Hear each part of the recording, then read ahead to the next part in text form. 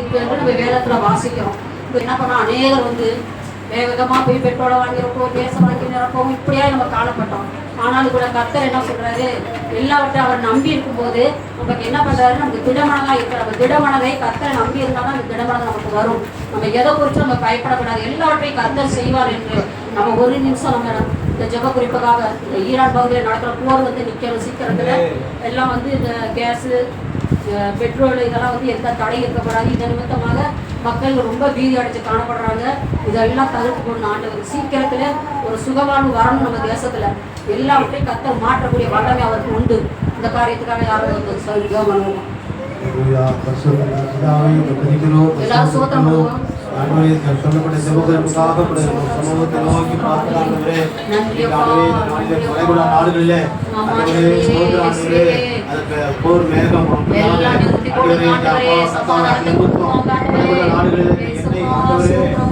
எண்ணெய்கள் ஆண்டவரே வர முடியாத தடையாக இருக்கிறது. ஆண்டவரே இந்திய தேசம் உலகம் முழுவதும் இன்றைக்கு பெரிய ஆண்டவரே கத்தாவே ஒரு தாக்கத்தை ஏற்படுத்தி கொண்டிருக்கிறது. ஆண்டவரே தேசத்தை ஒப்புக்கொடுக்கிறோம், இந்திய தேசத்தை ஒப்புக்கொடுக்கிறோம். ஆண்டவரே வாழ்வாதாரத்துக்கு அடிப்படையான அத்தியாவசிய எரிபொருளுக்காக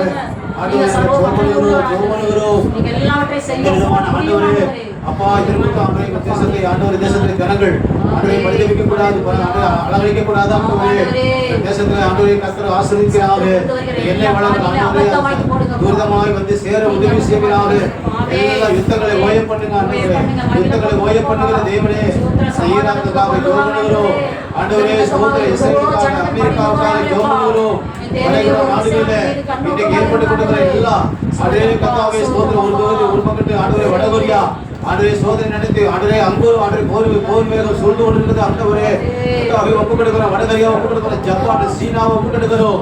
ஆண்டவரே ஸ்தோத்திரம் ஸ்தோத்திரம் ஸ்தோத்திரம். கர்த்தாவே உங்களுக்கு ஸ்தோத்திரம். இந்த காரியத்தை நம்ம எல்லா அதிகாரிகளையும் உங்களுடைய கர்த்தரை ஒப்புக்கொடுக்கிறோம். ஆண்டவரே உங்களுக்கு ஸ்தோத்திரம் ஸ்தோத்திரம். கடைசி காலமாக இருக்கிறோம். ஆண்டவரே ஸ்தோத்திரம். இலங்கை தேசத்தில் நடந்தது போல எங்கள் தமிழ் இந்தியாவில் வந்துடக்கூடாதப்பா, பஞ்சம் வந்துடக்கூடாது. ஆண்டவரே ஸ்தோத்திரம். ஜனங்கள் அத்தியாவசிய பொருட்கள் சரியா சந்திக்கப்பட கர்த்தர் உதவி செய்வீராக. ஒரு சமாதானத்தை கர்த்தர் உண்டு பண்ணுவீராக. கர்த்தர் தேசத்துக்கு ஒரு சமாதானத்தை கர்த்தர் சீக்கிரத்தில் யுத்தங்களை ஓய பண்ண போவதற்காக தொடர்ந்து ஆண்டவரே கர்த்தாவே இந்த சிலிண்டர் காரியத்தை ஒப்புக்கொடுக்கிறோம்.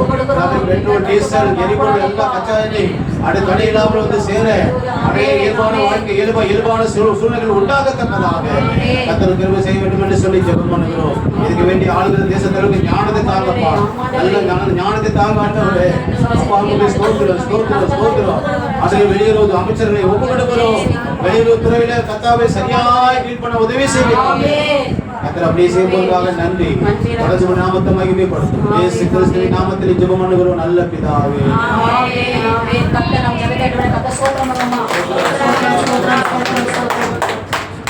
அது மாத்திரமல்ல, இப்போ வந்து நிறைய இடத்துல வந்து இச்சையின் ஆவி வந்து கிரியை செய்து கொண்டிருக்கு.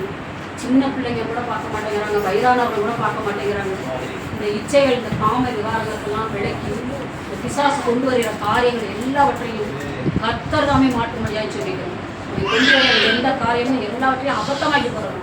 இந்த காரியத்துக்காக நம்ம ஜெபம் பண்ண போகிறோம். எல்லா பெண்களுக்கு வந்து ஒரு பாதுகாப்பு இல்லாதபடி காணப்படுறாங்க. சின்ன பிள்ளை வயதானவங்க யாருமே வந்து ஒரு தைரியமாக போக முடியல. எல்லாம் பயந்து பயந்து போகிற மாதிரி இருக்கிறாங்க. இப்படிப்பட்ட சூழ்நிலையெல்லாம் மாற்றி போடணும் கர்த்தர். இந்த காரியத்துக்காக அந்த யாராவது ஜெபம் பண்ணுறாங்க. பெண்களுக்கு பாதுகாப்பு கிடைக்கிறதுக்காகவும் விசாசனம் கொண்டு வருகிற காரியெல்லாம் அபத்தம் வருகிறாங்க. ஒரு நிமிடம் சோத்திரம் வேலையை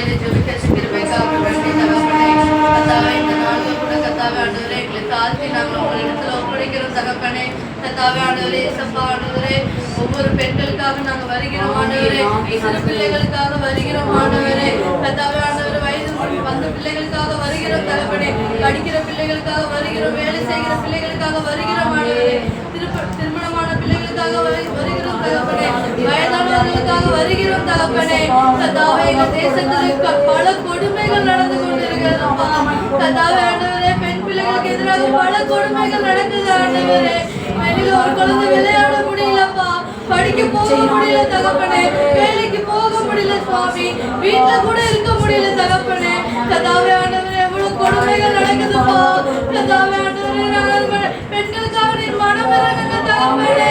இயேசுப்பா, இந்த பெண் பிள்ளைகளுக்காக நீர் மனம் இறங்குங்க தகப்பனே. கர்த்தாவே ஆண்டவரே, இயேசுப்பா, இந்த இச்சைகளை தூண்டுகிற ஆவிகளை நசரேயனாகிய இயேசு கிறிஸ்துவின் நாமத்தினாலே நிர்மூலமாக்கி போடுகிறோம் ஆண்டவரே. இந்த போதைப் பொருட்களால வரக்கூடிய இந்த இச்சைகள் ஆவி நான் நசரேயனாகிய இயேசுவின் நாமத்தினாலே முறியடித்து போடுகிறேன் தகப்பனே. எல்லா வானமண்டலம் இல்லாத ஆவிகளையும் இயேசுவின் நாமத்திலே மிதித்து போடுகிறோம் தகப்பனே. இனி நாங்கள் இந்த விஷயம் கேள்விப்படக்கூடாது தகப்பனே. கர்த்தாவே, இனி ஒரு விஷயம் எங்க தேசத்துல நடக்கக்கூடாதுப்பா. ஆண்டவரே, தினமும் கேள்விப்படுறோம் தகப்பனே, தினமும் கேள்விப்படுறோம்ப்பா. கர்த்தாவே, எவ்வளவு கனவுகளோட லட்சியங்களோட இருக்கிற சில பிள்ளைகள் படிக்கிற பிள்ளைகள் கர்த்தாவே சீரழித்துறாங்கப்பா. அவங்க படிக்கிற அந்த வேதனைகள், அவங்க படுற அந்த கஷ்டங்கள், அவங்க பெற்றவங்க படுற வேதனைகள் சொல்லவே முடியாத வேதனைகள் தகப்பனே. கர்த்தாவே, நாங்கள் எல்லாரும் பெண் பிள்ளைகளை வைத்திருக்கிறோம்ப்பா. கர்த்தாவே, ஆண்டவரே, மனம் இறங்குங்க சுவாமி, மனம் இறங்குங்கப்பா. தண்டனைகளை கடுமைப்படுத்துங்க தகப்பனே. வெளிநாடுகளெல்லாம் இந்த அக்கிரமம் இல்லை தகப்பனே. கர்த்தாவே, தண்டனைகள் கடுமையாக இருக்கிறதுப்பா. இங்கே நீங்க தண்டனைகள் கடுமைப்படுத்துங்கப்பா. ஒரு பெண் பிள்ளை மீது கை வைக்கும் போது என் தேவன் ஒவ்வொருத்தரும் பயப்படணும் தகப்பனே. கர்த்தாவே, பயப்படணும் சுவாமி. உன்னை தொடுகிறவன் என் கண்ணின் மணியை தொடுகிறான் என்ற வார்த்தையின்படி ஒவ்வொரு பெண் பிள்ளையை தொட்டாலும் உங்க கண்ணின் மணியை தொட்டதுக்கு சமம் தகப்பனே. கர்த்தாவே, ஆண்டவரே, இயேசுப்பா, மனம் இறங்குங்க தகப்பனே, மனம் இறங்குங்கப்பா. சிறு பிள்ளைகள் ஆண்டவரே, 7 வயது பிள்ளைகள் ஆண்டவரே, 5 வயது பிள்ளைகள் ஆண்டப்பா. சிறு பிள்ளைகள் வாழ்க்கை எதுவுமே தெரியாத பிஞ்சு குழந்தைகள் தகப்பனே. அவங்கெல்லாம் இந்த வேதனை வேண்டாம் தகப்பனே. இந்த போதையினால கர்த்தாவே, இந்த போதையினால கர்த்தாவே, இந்த ஜனங்க அடிமை ஆகிக்கிட்டு இருக்காங்கப்பா. என்ன செய்யறோம் ஏது சரியில்லாம கர்த்தாவே, மிருகத்தை விட மோசமாகிக்கிட்டு இருக்காங்க தகப்பனே. என் தேவன் நீர் பிள்ளைகளை பாதுகாக்க படைத்திருப்பா. ஆண் பிள்ளைகளை என் தேவன் அவங்க வந்து அழித்து கொண்டு இருக்கிறார்கள் தகப்பனே. அந்த கர்த்தாவே, அந்த மனிதர்கள் எல்லாம் மனம் மாற்றுவீராகப்பா. அவங்க மனதை நீ திறப்பீராக தகப்பனே. கர்த்தாவே, அந்த இச்சை நாவை எடுத்து போடுவீராகப்பா. அதை தூண்டுகிற எல்லாம் இந்த பொல்லாத இந்த போன்ல உள்ள வீடியோஸ் இது எல்லாத்தையும் தேவனே நிர்மூலமாக்குவீராக தகப்பனே. கர்த்தாவே, ஆண்டவரே, நீரே மனம் இறங்குங்கப்பா. இனி நாங்கள் இந்த செய்தி கேட்கவே கூடாது தகப்பனே, கேட்க கூடாதுப்பா. நீரே பொறுப்பெடுத்து நடத்துங்க தகப்பனே, வழி நடத்துங்க, பாதுகாத்து கொள்ளுங்க சுவாமி. ஒவ்வொரு பெண் பிள்ளைகளையும் நீர் வேலி அடைத்து பாதுகாத்து கொள்ளுங்கப்பா. உங்க கரம் இருக்கட்டும் தகப்பனே. நீர் எங்களுக்கு பதில் அளிக்க போற கிருபைக்காக நன்றி செலுத்துகிறோம்ப்பா. இனி இந்த விஷயம் எங்க தேசத்துல நடக்காத கிருபைக்காக நன்றி தகப்பனே. இந்த போதைப் பொருட்கள் எல்லாம் நிர்மூலமான கிருபைக்காக நன்றி தகப்பனே. கர்த்தாவே, சட்டத்தை நீ கடுமையாக்கினது கிருபைக்காக நன்றி தகப்பனே. நீரே வழி நடத்துங்கப்பா. இயேசுவின் நாமத்தில் பிதாவே, ஆமென். கர்த்தர் ஜெபத்தை கேட்ட ஸ்தோத்திரம் பண்ணுவோம். இன்னொரு ஜெப குறிப்பு, தமிழக தேர்தலுக்காக நம்ம ஜெபம் பண்ண போறோம்.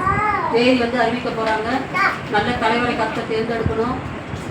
அவங்கவுங்க கொடுக்குற ஓட்டு உரிமைகளை போய் செலுத்தணும். யாரும் வந்து அதை விட்டு விடக்கூடாது, அசட்டையாக இருக்கக்கூடாது. யாருமே அவங்கவுங்க கொடுத்த உரிமையை அவங்கவுங்க செலுத்தணும். இந்த தமிழக தேர்தலுக்காக நம்ம ஜெபம் பண்ண போறோம். யாராவது ஒரு ஜெபம்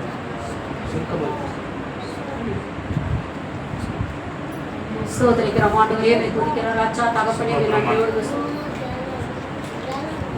ஸ்தோத்திரம் ஆண்டவரே, நன்றி செலுத்துகிறேன் ஆண்டவரே. கிருபையின் தேவனே, ரட்சிக்கும் தேவனே, ஆண்டவரே, வருகிற சட்டமன்ற தேர்தல் ஆண்டவரே, ஆண்டவரே, வட மாநிலங்களே நம்முடைய பிரியோசின் சர்ச்சை ஆண்டவரே புரிஞ்சிருக்கிறார்கள் ஆண்டவரே. ஆனால் தமிழ்நாட்டில் ஆண்டவரே நாங்கள் எல்லாம் சேஃபாக இருக்கிறோம் ஆண்டவரே. ஆம் ஆண்டவரே, இன்னும் சேஃபாக இருக்கு ஆண்டவரே. உமது பூமியில் இருக்கும் ஆட்சியை ஆண்டவரே கொண்டு வாரும் ஆண்டவரே. ஆம் ஆண்டவர், உமது சித்தத்தின்படி செய்கிற ஆட்சியை கொண்டு வாரும். உங்கள் பிள்ளைகள் ஆண்டவரை கஷ்டப்படாதவாறு இருக்கும் ஒரு ஆட்சியை கொண்டு வாரும் ஆண்டவரே. ஆம் ஆண்டவரே, நீர் ஆண்டவரே எல்லோரையும் ஆண்டவரே நீர் விரும்புகிற தேவன் நீர் ஆண்டவரே.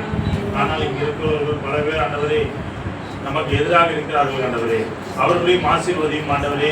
தமிழ்நாட்டில் ஆண்டவரே உமது சித்தத்தின்படி ஆட்சியமே ஆண்டவரே செய்யும் ஆண்டவரே. நன்றி சத்தனம் ஜெபத்தை சோதரம் நன்றி ஆண்டவரே. பரிசுத்த ஆவியானவரே, உடைய சமூகத்தில் ஏறெடுக்கப்பட்ட இந்த ஜெப விண்ணப்பத்துக்கு கர்த்தாவே நீங்கள் பதில் கொடுத்தபடியாக நாங்கள் நன்றி சொல்லுவோம். மீதியான பகுதியில் நம்முடைய கருத்தில் ஒப்பு கொடுக்கிறோம். பரிசுத்த இதை நடத்துகிறார். இயேசு கிறிஸ்துவின் நாமத்தில் ஒப்பு கொடுக்கிறோம் பிதாவே. ஆமென்.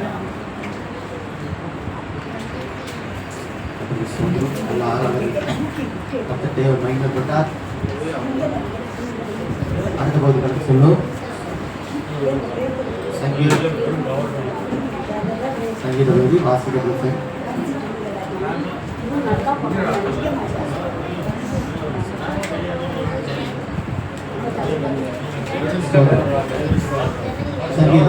சங்கீதம் வாசிக்க சங்கீதம் 9 7 சங்கீதம் 7 யாவரும் எடுத்துக்கொள்வோம். யாவரும் 7 படித்தாச்சு. 8 சங்கீதம் 8 சங்கீதம் 8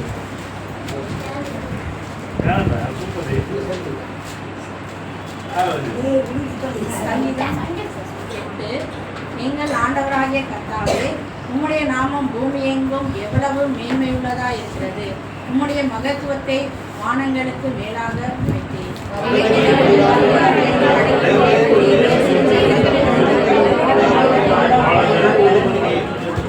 உமது விரல்களின் கிரியையாகிய உம்முடைய வானங்களையும் நீர் ஸ்தாபித்த சந்திரனையும் நட்சத்திரங்களையும் நான் பார்க்கும்போது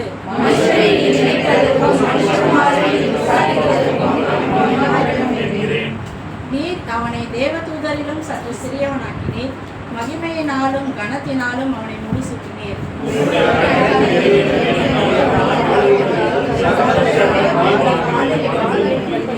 ஆடு மாடுகள் எல்லாவற்றையும் காட்டு மிருகங்களையும்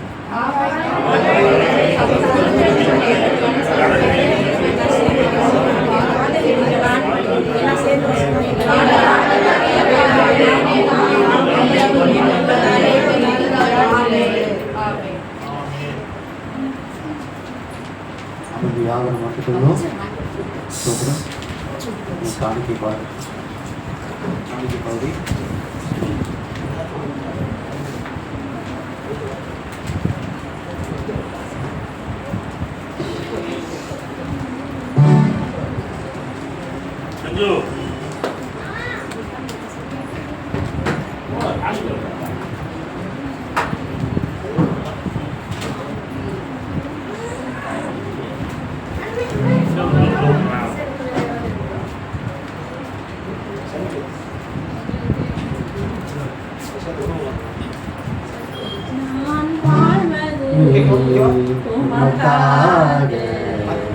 உமது ஊழியம் செய்வதற்காக நான் வாழ்வது உமக்காக. உமது ஊழியம் செய்வதற்காக உமக்காக யாவையும் சகித்துக் கொள்வேனே. என் ஜீவனையும் பொருட்டாக நினைப்பதில்லையே. உமக்காக யாவையும் சகித்துக் கொள்வேனே. என் ஜீவனையும் பொருட்டாக நினைப்பதில்லையே. நீ தந்த ஊழியத்தை நிறைவேற்றிட, நீ தந்த ஊழியத்தை நிறைவேற்றிட ஆசையுடன் தினம் ஓடுகிறேன். ஆசையுடன் தினம் ஓடுகிறேன். நான் வாழ்வது உமக்காக, உமது ஊழியம் செய்வதற்காக. உடைந்து போன இந்த கூடாரத்தையே உமது கரத்தில் எடுத்து கட்டுவித்தீரே. உடைந்து போன இந்த கூடாரத்தையே உமது கரத்தில் எடுத்து கட்டுவித்தீரே. பாலானவைகளை சீர்படுத்திவிட்டீர். பாலானவைகளை சீர்படுத்திவிட்டீர். பழிநிலமாய் என்னை மாற்றிவிட்டீர். பழிநிலமாய்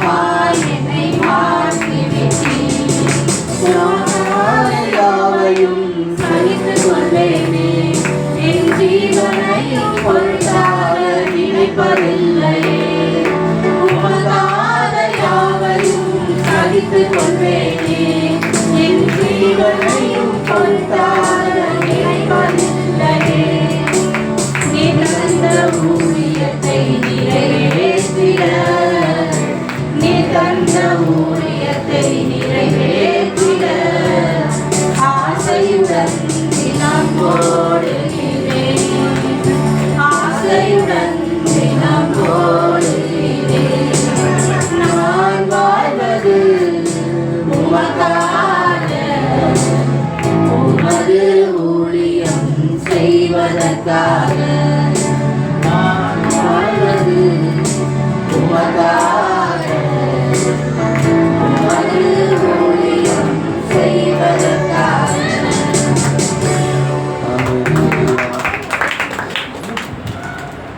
போது சாட்சி பகுதி கர்த்தர் நாமத்தை மகிமைப்படுத்துவதற்காக சாட்சிகள் கர்த்தர் கடந்த நாட்களில் செய்த நன்மைகளை சாட்சியாக சொல்வதானால் கர்த்தர் மகிழ்ச்சி அடைவார்.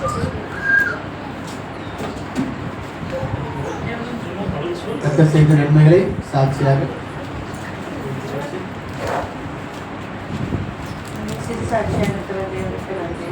புதன்கிழமை சாயங்காலம் நைட்டு இருக்கும் 9 மணி. தம்பிக்கு சாப்பாடு கொடுத்துட்டு நான் போய் எனக்கு டிஃபன் ரெடி பண்ணிட்டு இருந்தேன். நான் மறுபடியும் இட்லி ஊற்றி வச்சுட்டு வந்து நின்றுட்டு தான் விளாண்டுட்டு தான் இருந்தான். திடீர்னு உமட்டிக்கிட்டு அழுக ஆரம்பித்தான். பார்த்தா 1 ரூபி காயின் முழுங்கிட்டான். எனக்கு காயின் முழுங்கிருக்காங்கிறதே தெரியல. ஆனால் அப்புறமேட்டு கண்டுபிடிச்சிட்டேன் காயின் முழுங்கினேன்றதுக்கு மூணு தலையாட்டு அழுதுகிட்டே இருந்தான். எனக்கு என்ன பண்ணுறது, எனக்கு பதஷ்டம் ஆயிடுச்சு. அந்த டைம் வெறும் சோத்திரம் மட்டும் தான் என் வாயில் இருந்துச்சு. எனக்கு தெரியலப்பா என்ன பண்ணுறது. நான் உடனே தொண்டையில் கையை விட்டு பார்த்தேன், எதுவுமே எனக்கு கிடைக்கல. அப்புறம் தலைகீழாக நிற்க வச்சு 4 தட்டு தட்டுனேன். அப்பயும் வந்து விழுகவே இல்லை. ஏந்திரிச்சுன்னா அழுதுகிட்டே இருந்தால் இவருக்கு நான் கால் பண்ணிட்டேன். கால் பண்ணி முடிச்சுட்டு சீக்கிரம் வாப்பான்னு சொல்லிட்டு காயின் முழுங்கிட்டான்னு வச்சேன். உடனே பார்த்தா அழுதுகிட்டே இருந்து டக்குன்னு நான் போய் அடுப்பை ஆஃப் பண்ணிவிட்டு கீழே போயிடலாம் ஹாஸ்பிட்டலுக்கு அப்படின்னு பார்த்து டக்குன்னு வாமிட் எடுத்து அந்த வாமிட் அப்புறம் சாப்பிட்டுருந்தான். வேற வாமிட் நல்ல ஃபோர்ஸில் வரும்போது அந்த காயின் வெளியே வந்து விழுந்துருச்சு. எனக்கு அப்புறம் உயிரே வந்துச்சு. எனக்கு ஒரு செகண்ட் என்ன பண்ணுறதுன்னு எனக்கு தெரியல. எனக்கு தெரியும் நம்ம தலையெல்லாம் தட்டணும், வயிறு பிரச்சனை. ஆனால் அந்த பதஷ்டத்தில் அதை நம்மளால ப்ராப்பராக பண்ண முடியல. ஆனால் நான் எடுத்த உடனே தொண்டைக்குள்ளே கையோட அது கொஞ்சம் ஒமட்ட ஆரம்பிச்சிச்சு. அவனுக்கு அப்போ தான் ஃபுல்லாக சாப்பிட்ருந்தான், ரைஸ் சாப்பிட்ருந்தான். உடனே வாமிட் எடுத்ததுக்காக அவன் 1 ரூபி காயின் வெளியில் வந்து விழுந்துச்சு. அது கரெக்டாக அந்த குட்டி 1 ரூபா காயின், அந்த 50 பைசா மாதிரி இருக்கிற 1 ரூபா காயின். நம்ம அவன் வாயிலே வைக்க மாட்டான். அந்த முன்ன ஒரு ஜான்வரி மந்த்ல ஒரு ஸ்க்ரூ அப்படி தான் முழுகுனா, ஆனால் அது வந்துருச்சு. அந்த இன்சிடென்ட்க்கு அப்புறமேட்டு அவன் எதுவுமே வாயில வைக்கிறது இல்லை. அந்த உண்டியலில் போட்டு விளாண்டுட்டு இருந்தான். அவ்வளோ நேரம் நான் நின்று பார்த்துக்கிட்டே தான் இருந்தேன். அப்போதான் இட்லி அப்படி ஊற்றி வச்சுட்டு வரதுக்கும் விளாண்டுக்கிட்டு தான் இருந்தாங்க. வாய்க்குள்ளே வச்சுட்டு குதிச்சு விளாண்டுருக்காங்க. வாய்க்குள்ளே வச்சிருந்ததே எனக்கு தெரியல. அந்த ஒரு செகண்ட் உண்மையாலுமே கர்த்தர் தான், யாருமே இல்லை அந்த டைம். நான் மட்டும்தான் இருந்தேன். அப்போ அவர் கூப்பிட்டோன்னே அவர் அடுத்த செகண்ட் வந்துட்டார் வேகமா. ஆனால் அவர் வரத்துக்குள்ள அவன் வாமிட் எடுத்ததில் அந்த காயின் வந்து விழுந்துருச்சு. அதுக்கப்புறம் அவன் அந்த காயின் பக்கமே போகிறது இல்லை. கர்த்தர் செய்கிற அந்த கிருபைக்காக அதுக்கு ரொம்ப நான் அந்த நேரத்தில் நன்றி சொல்லிக்கிறேன். ஒவ்வொரு தடவையும் அவனை பார்த்துக்கிட்டே இருப்பேன். நிறைய விஷயம் அவனுக்கு நடந்திருக்கு. ஆனால் ஒவ்வொரு தடவையும் கர்த்தர் வந்து கண்ணின் மணி போல பாதுகாத்து கொண்டு இருக்காரு. நான் பயந்துக்கிட்டு, ஏன்னா நிறைய பார்த்துருக்கோம் டிவியில், அதனால குழந்தைங்க உயிரே இழந்திருக்காங்க. ஆனாலும் தேவன் அந்த நேரத்தில் வாமிட் எடுப்பேன் நான் கொஞ்சம் கூட எதிர்பார்க்கல. எடுத்த வாமிட்ல ஃபோர்ஸில் வந்து விழுந்துச்சு. அது அவ்வளோ ஃபோர்ஸாக வந்து கர்த்தருக்கு ரொம்ப நன்றி.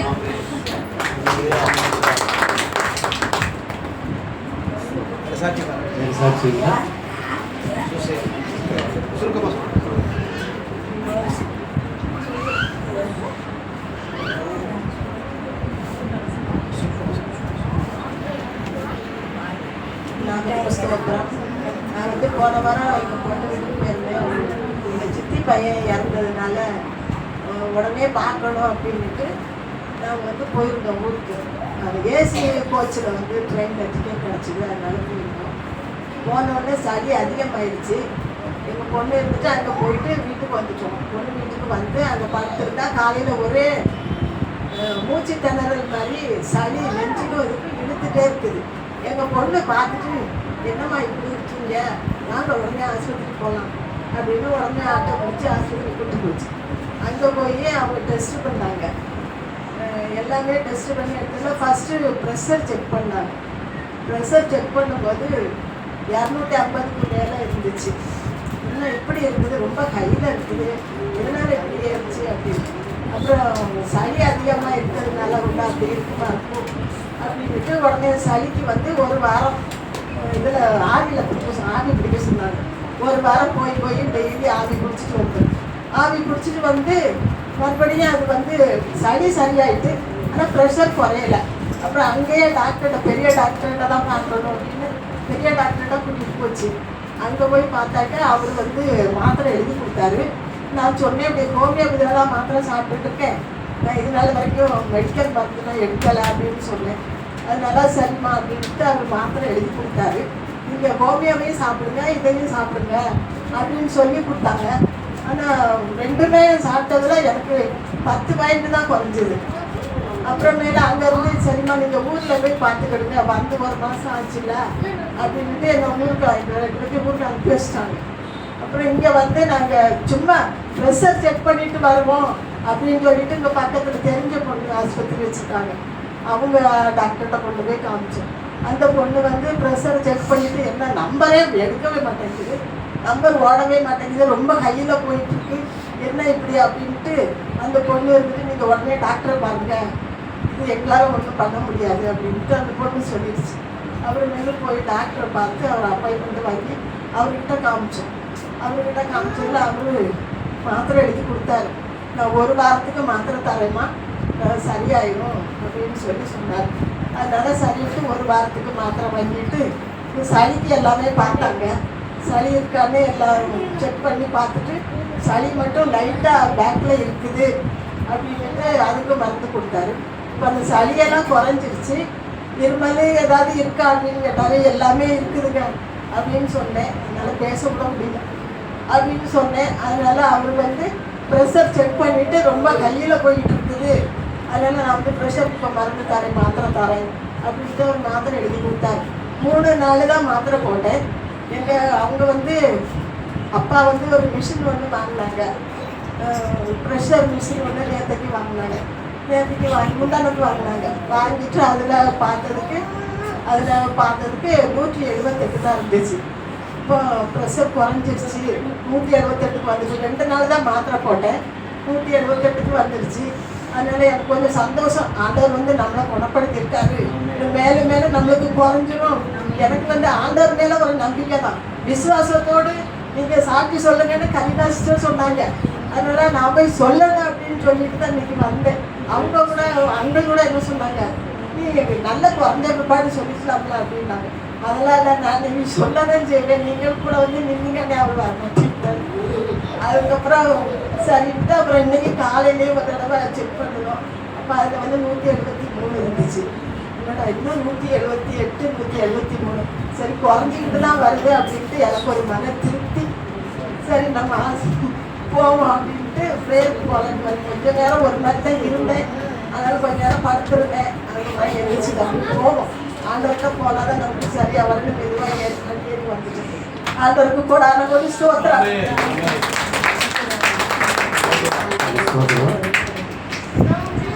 தேவன் 2 சாட்சிகளை ஏற்படுத்தியிருக்காரு, 2 சாட்சிகளை ஏற்படுத்தியிருக்காரு. இதற்கு ஸ்தோத்திரம். அடுத்த பகுதியாக சின்ன குழந்தை வசனம் சொல்லணும். அதுக்கு முன்னாடி நான் வாராந்திர அறிக்கை வாசிச்சிடுறேன். இதற்கு ஸ்தோத்திரம். ஆராதனை ஒழுங்குகள். இந்த வாராந்திர அறிக்கை வாசித்ததுக்கப்புறம் நம்ம சொல்லலாம் செஞ்சு ஆராதனை வாசிச்சிடுறேன். கர்த்தருக்கு ஸ்தோத்திரம். ஆராதனை ஒழுங்கு. சபையுடைய ஆராதனை காலை 9 மணி முதல் 11 மணி வரை நடைபெறுகிறது. குறித்த நேரத்துக்கு முன்பாக வந்து கர்த்தருடைய ஆசீர்வாதத்தை பெற்றுக்கொள்ளும்படியாக கேட்டுக்கொள்ளப்படுகிறீர்கள். இதோட சேர்ந்து என்னோட சாட்சி சொல்லிடுறேன். போன வாரம் என்னால் வர முடியல. ஸ்தோத்திரம். என்னென்னா கார் வந்து நம்ம கார்லேருந்து வந்து கர்த்தர் கூட்டிகிட்டு பழகிட்டாரு. எடுக்கும்போது பார்த்தீங்கன்னா கார் ஸ்டார்ட் ஆகலை. அது இன்ஜின் பிரிக்கிற மாதிரி ஒரு சூழ்நிலை வந்துருச்சு. நான் கார் அங்கே போய் நின்றுட்டேன். என்ன ஆச்சுன்னா, என்ன சாட்சி சொல்ல வரீங்கன்னா, இந்த வாரம் முழுவதும் என்னால் எதுவுமே செய்ய முடியல. ஒரு பலனற்று போயிருந்தேன், எதுவுமே செய்ய முடியல. நான் நார்மலாக செய்யக்கூடிய ஆக்டிவிட்டீஸ் கூட என்னால் செய்ய முடியல. ஒரு மாதிரி சோர்வாக இருக்குது. என்ன காரணம் நான் எங்கள் வீட்டுக்கார மட்டும் ஷேர் பண்ணிகிட்டே இருந்தேன். ஆனால் இங்கே வந்ததுக்கப்புறம் தான் கர்த்தர் உணர்த்தினார், போன வாரம் நீ சர்ச்சுக்கு வரல, அதனால தான் நான் ஸ்டாப் பண்ணி வச்சேன், உன் ஆக்டிவிட்டீஸ் எல்லாத்தையும் நான் ஸ்டாப் பண்ணி வச்சேன் அப்படின்னு சொல்லி கர்த்தருக்கு நம்ம முதலிடம் கொடுக்கணும்.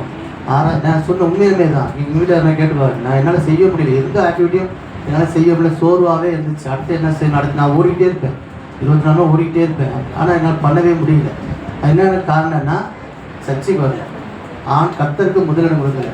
அதனால தான் என்னாச்சு, கர்த்தர் என்ன நான் ஸ்டாப் பண்ணி வச்சேன். கர்த்தருக்கு ஸ்தோத்திரம். காலையில் கர்த்தரோடு இந்த எழுப்புதல் ஜெபமானது நம்ம சபையின் மூலியமாக நம்ம தேவ பிள்ளைகள் மூலமாக நடைபெறுகிறது. காலை 5 மணி முதல் 6 மணி வரை நடைபெறுகிறது. ஜப வீரர்கள் வீராங்கனைகள் உருவாக்கப்பட்டு வருகிறார்கள். வேத ஆராய்ச்சி நடைபெறுகிறது. இயேசு கிறிஸ்து அற்புதம் செய்கிறார். நிறைய அற்புதங்கள் நடக்குது அந்த ஜபத்தில். நீங்கள் யாரும் பங்குபடும்படியாக கேட்டுக்கொள்ளப்படுகிறீர்கள். அடுத்தது பார்த்தீங்கன்னா இதோட இன்னொரு சாட்சி சொல்லிடுறேன். ஏன்னா ஒரு சின்ன குட்டி பிரசங்க மாதிரி தான் எடுத்து சொல்கிறோம். என்னென்னா இப்போ அக்கா ஜெபம் பண்ணாங்கல்ல, அகிலா அக்கா ஜெபம் பண்ணாங்கல்ல, சிலிண்டர் பார்த்தீங்கன்னா எங்கள் வீட்டில் வந்து இப்போ போன மாதம் 15ஆம் தேதி சிலிண்டர் போட்டாங்க. 15ஆம் தேதி சிலிண்டர் போட்டாங்க. இப்போ என்னாச்சு, 2 சிலிண்டர் இருக்கும், 2 சிலிண்டர் டபுள் சிலிண்டர் இருந்தால் சிலிண்டர் இல்லாத ஒரு சூழ்நிலை ஆகிடுச்சு. நமக்கு வந்து அவ்வளோக்கா இன்ஃப்ளூயன்ஸ் கிடையாது. நான் எப்போயுமே சண்டை போட்டுருவேன். கேஸ் ஆஃபீஸில் சண்டை போட்டேன். சண்டை போட்ட உடனே ஒருமையில் பேசினார். ஒருமையில் பேசினா நம்ம கோவம் வந்துடும். ஒருமையில் பேசின உடனே எங்கள் வீட்டுக்காரங்க ஒருமையில் பேசினா சண்டை போட்டேன். இவன் எப்படி நம்மகிட்ட கொடுக்க போகிறான்னு தயங்கிக்கிட்டே இருந்தேன். நமக்கு யார் எவருக்கு தெரியாது. ஜோம் பண்ணிகிட்டே இருந்தேன். தயங்கிக்கிட்டே இருந்தேன். எங்கள் எல்லார் வீட்லேயும் சிலிண்டர் வந்துருச்சு. எல்லார் வீட்லையும், எங்கள் வீட்டில் மேலே வீட்டில் சிலிண்டரு, பக்கத்து வீட்டில் சிலிண்டரு, நம்ம வீட்டில் சிலிண்டர் இல்லையே, என்ன பண்ணுறது, சரி இண்டக்ஷன் அடுப்பு வாங்கிடலாமா அப்படின்னு யோசனை பண்ணிகிட்டே இருக்கும்போது சாயங்காலம் நான் எப்பயுமே வந்துட்டு உட்காந்து பேசிக்கிருந்தேன் வீட்டில். அப்போ எங்கள் வீட்டுக்காரம்மா சொன்னாங்க, சிலிண்டர் வந்துருச்சுப்பா நம்ம வீட்டுக்கு அப்படின்னு. எப்படின்னு கேட்டால் 2 சிலிண்டர் டெலிவரி பண்ணுறதுக்கு ஒரு வண்டி வந்துச்சு. ஏன் அப்படின்னா அங்கே வந்து அங்கே அரசியல்வாதிகளாக இருக்கிறாங்க. சல்மா இருக்காங்க இல்லையா, சல்மா அவங்க வீட்டுக்கு ஏற்ற வீட்டில் தான் நாங்கள் இருக்கோம். அவனுடைய குழந்தைனாரே வந்து நின்னார், அவருக்கு இல்லைன்ட்டார். எப்படி சல்மா வந்து அவர் கொழுந்தினாரே வந்து நின்னார், அவங்களுக்கு இல்லைன்ட்டார். ஆனால் கர்த்தர் பாருங்க, நமக்கு ஒரு சிலிண்டரை வீட்டில் கொண்டு வந்து மேலே நாங்கள் ஃபஸ்ட் ஃப்ளோர், நம்ம வீட்டுக்கு ஜபத்துக்கு பண்ணவங்க எல்லாத்துக்கும் தெரியும், நாங்கள் ஃபஸ்ட் ஃப்ளோரில் குடியிருக்கோம். நான் வந்து ஏற்றி இறக்குங்கிறது சாதாரண விஷயம் இல்லை, என்னால் முடியாது. ஆனால் கர்த்தர் என்ன பண்ணார், அந்த சிலிண்டரை கொண்டு வந்து என்ன பண்ணார், எங்கள் கஷ்டத்தை நீக்கினார். எதுக்கு சொல்ல வரேன்னா, நம்ம வந்து காலையில் கர்த்தரோடு எழுப்புதல் ஜபத்தில் இணைந்து ஜெபம் பண்ணிட்டு இருக்கோம். அதே மாதிரி சங்கீதா சிஸ்டர் சாட்சி சொல்லியிருக்கேன். அவங்களுக்கு இந்த மாதிரி சிலிண்டர் தட்டுப்பாடு வந்துச்சு. ஆண்டவர் 2 தடவை ஆசிச்சார். 2 சிலிண்டரை கொடுத்து ஆசிரிச்சு. அது மட்டும் இல்லாமல் என்ன இருந்தார், அவங்களுக்கு இல்லாமல் அவங்க நாத்தனாருக்கு கொடுக்க கர்த்தர் உதவி செஞ்சார். எப்படி நான் இதுக்காக சொல்கிறேன்னா, இந்த காலையில் கர்த்தரோடு எழுப்புதல் ஜெபம் வந்து இணைந்து ஜெபிக்கும் போது நமக்காக நான் ஜெபம் பண்ணுறது கிடையாது. நாங்கள் ஒரே நிமிஷம் தான் நமக்காக ஜெபம் பண்ணோம். அங்கே ஒரே ஒரு நிமிஷம் தான் ஜெபம் பண்ணோம், நமக்காக ஜெபம் பண்ணோம். மற்ற எல்லா தேசத்துக்காக ஜெபம் பண்ணும்போது நம்முடைய இஸ்ரவேலை கர்த்தர் மாற்றுகிறார். அடுத்தது இந்த வாரம் 13/3/2026 அன்று வெள்ளிக்கிழமை சபையில் உபவாச ஜெபம் நடைபெற்றது. 11 மணி முதல் 12 மணி வரை நடைபெற்ற தேசத்துக்காகவும் சபைக்காகவும் ஜெபிக்கப்பட்டது. இதில் கலந்து கொண்டு ஒரு 5-6 பேர் கலந்துக்கிட்டாங்க. அதுலேயும் ஒரு சாட்சி இருக்குது. சூசம்மா வந்து எங்கள் வீட்டுக்காரம்மா பார்த்துருக்காங்க. முறை முடியலன்னு பார்த்துட்டு வந்ததுக்கப்புறம் இவங்க 5 பேர் 6 பேர் இணைந்து ஜெபம் பண்ணியிருக்காங்க. ஜெபம் பண்ணும்போது அம்மா என்ன பண்ணிட்டாங்க, கீழே உட்கார முடியல, அவங்களால கீழே உட்கார முடியல. ஆண்டவர் என்ன பண்ணுறாரு, கூப்பிட்டு வந்துட்டார். இவங்களுக்காக ஜெபிக்கிற வேலை கர்த்தர் கூட்டிட்டு வந்து ஒரு சுகத்தை கட்டளையிட்டார். அது மட்டும் இல்லை, அன்னைக்கு ஜெபிச்சதுக்கப்புறம் அம்மா வந்து ரொம்ப நாள் கழிச்சு நல்லா தூங்கி இருந்துச்சு தான் சாட்சி சொன்னாங்க. எனக்கு ஏன்னா அப்படின்னா, கர்த்தர் இந்த சபையை நேசிக்கிறார். நம்ம கொஞ்சம் பேர் இருந்தாலும் 2-3 பேர் இருந்தாலும் நம்ம என்ன பண்ணுறோம், உண்மையாக உத்தமமாக ஜெபிக்கிறோம். அதனால் என்ன பண்ண, கர்த்தர் சபையை உயர்த்துவா. கர்த்தருக்கு ஸ்தோத்திரம். அடுத்த வாரம் சங்கீதம் வாசிக்குவார் தம்பி மணிதாஸ். அவங்க வாசிக்கப்படும் சங்கீதம் 9ஆம் அதிகாரம். அடுத்த வாரம் காணிக்கை பாடல்பவர் தம்பி ஷெர்வின் ஜோஸ். இருவரும் ஆயத்தமாக வரும்படியாக கேட்டுக்கொள்ளப்படுகிறீர்கள். மணிதாசன் ஞானம் அடுத்த வாரம் பிடிக்காங்க ப்ரெசன்ட் ஆயிடணும். அடுத்து நம்ம சபையினுடைய கொடுத்த பரிசுத்த வேதாகமத்தை ஒரு முறையாவது முழுமையாக வாசிக்க வேண்டும். இந்த வருடம் நான் தீர்மானம் பண்ணி வாசித்து கொண்டிருக்கிறேன் என்று சொல்கிறவர்கள் இருந்தால் உங்கள் கரங்களை உயர்த்துறீங்களா? வாசிக்க ஆரம்பிச்சிங்களா? 3 மாதம் 5 நாள் ஆச்சு. நீ 5ஆம் தேதி 2 மாதம் 15 கர்த்தர்களை ஆஸ்வதிப்பார், வாசித்தவர்களை ஆஸ்வதிப்பார், வாசிக்காவலே ஆஸ்வதிப்பார். கர்த்தருக்கு ஸ்தோத்திரம். இன்னும் ஆரம்பிக்கலாம் கூட இன்றைக்கி பாருங்க, ஒரு நாளைக்கு ஒரு 10 அதிகாரம் வாசித்து 6 மாதம் வாசித்து முடிச்சிடலாம்னு சொல்லி ஒரு பிளான் இருக்குது. வாசித்து முடிச்சிங்கன்னா வருஷத்தில் முடிவதில் உங்களுக்கு பரிசுகள் வழங்கப்படும். அடுத்து நம்ம சபையினுடைய YouTube channel House of Peace அந்தந்த வாராதிரி பிரசங்கங்கள் அப்லோட் செய்யப்படுகிறது. நீங்கள் அதை சப்ஸ்கிரைப் பண்ணி என்ன பண்ணுவீங்க, சமையல் செய்யும்போது கேட்டு அதை பயனடைங்க. அடுத்து மிஷினரி காணிக்கை மாதம் நம்ம வந்து மிஷினரி காணிக்கை கொடுக்குறோம். இப்போ ஊழியத்தை தாங்குகிறோம். நம்ம தாங்கக்கூடிய மிஷினரி பேர் யாராவது சொல்லுங்க பாருங்க. Alpha churches. ஆல்ஃபா சொல்லுங்க, எவ்வளோ சேர்ந்து சொல்றீங்க? Alpha Bible churches of India. சரிங்களா? Alpha Bible churches of India. இதை வந்து நம்ம சொல்லி ஜபிக்கணும். தனி ஜபங்கள்லையும் குடும்ப ஜபங்கள்லையும் சொல்லி செய்யணும். நம்ம கொடுக்கறது மட்டும்லாம் ஜபிக்கவும் செய்யணும். சரி, இந்த Alpha churches Bible of India இதுக்காக கவிதாஸ்க்கு ஜோம் பண்ணுங்க.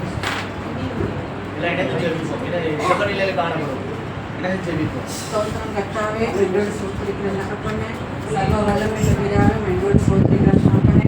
அப்பா, இந்திய தேசத்தில் நடக்கிறதான எல்லா மிஷினரி ஊழியங்களுக்காய் நாங்கள் வருகிறோம் ராஜா.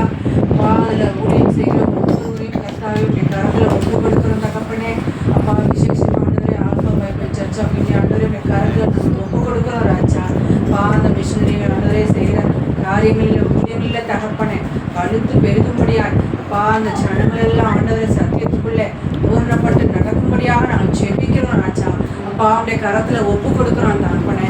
அப்பா, ஆண்டவரை காணிக்கை செலுத்தின ஒவ்வொரு கரங்களையும் தேவன் அபரிவிதமாய் ஆசீர்வதிக்கும்படியாய் அப்பா ஆண்டவரை ஒவ்வொருக்குள்ள ஒரு மாற்றம் உண்டாகும்படியாக அப்பா ஆசீர்வாதத்தை தேவன் கட்டளையிடும்படியாக நான் ஜெபிக்கிறோம் ராஜா.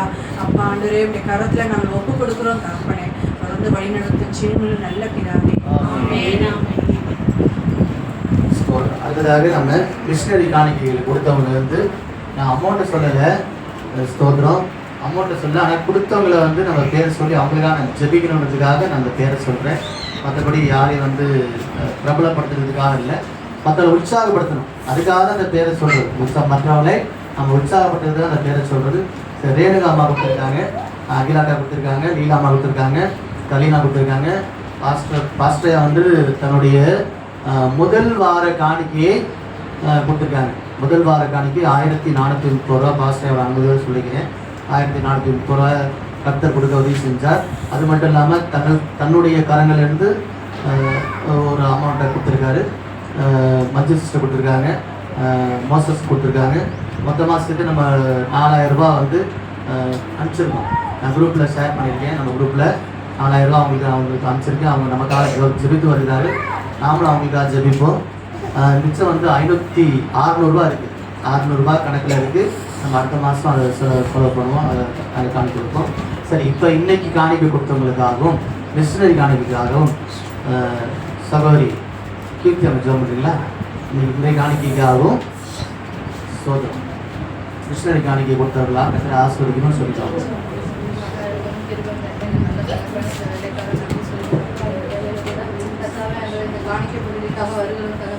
கொடுத்த ஒவ்வொரு கருங்களையும் தேவன் நீர் ஆசீர்வதிங்கப்பா, பல மடங்கு பெருகப்படுங்க தகப்பனே.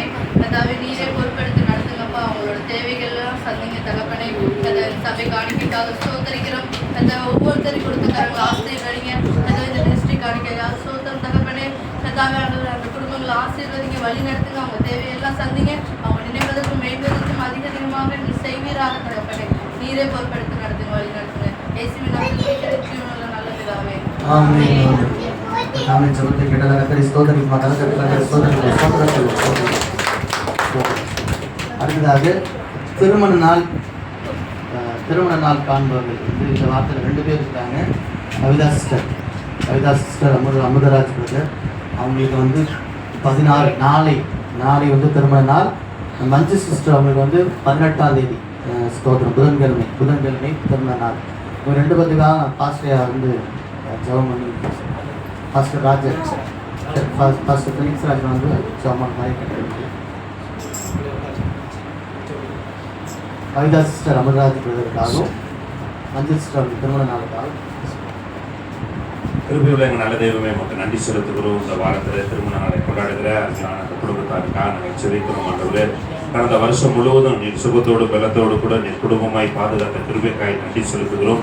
வருகிற இந்த புதிய ஆண்டு இவர்களுக்கு ஆசீர்வாதத்தின் ஆண்டாய் இருப்பதாக, நன்மையின் ஆண்டாய் இருப்பதாக, இழந்தவைகளை திருப்பிக் கொள்கிற ஆண்டாய் இருப்பதாக, லாபான் தன்னுடைய சகோதரியை வாழ்த்தி ஆசீர்வதித்தது போல சபையாராய் குடும்பமாய் நாங்கள் ஒருமனப்பட்டு இந்த குடும்பத்தாரை வாழ்த்தி ஆசீர்வதிக்கிறோம். எங்கள் சகோதரனும் சகோதரியும் கோடா கோடியாய் பெருகுவார்கள் என்று பிதா குமாரன் பரிசுத்தாவின் நாமத்தினாலே நாங்கள் வாழ்த்தி ஆசீர்வதிக்கிறோம். இயேசுவின் நாமத்தில் ஜெபிக்கிறோம் எங்கள் ஜீவனுள்ள நல்ல பிதாவே. அடுத்த வசனம் சொல்ற பிள்ளைங்க வசனம் சொல்லிட்டு சண்டே கிளாஸ் சொல்லலாம்.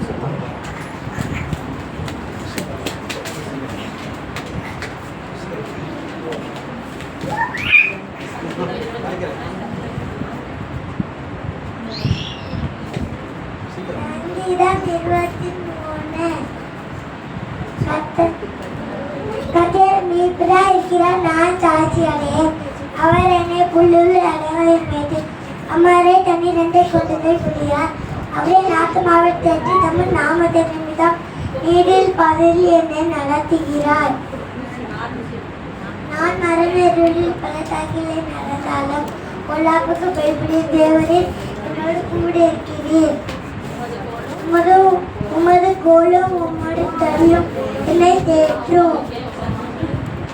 தத்திரத்திற்கு முன்பாக நீர் எனக்கு ஒரு பண்டிகை ஆயத்தப்படுத்தி என் தலையை எண்ணலால் அபிஷேகமாக்கிறீர். என் பாத்திரம் நிரம்பி வருகிறது.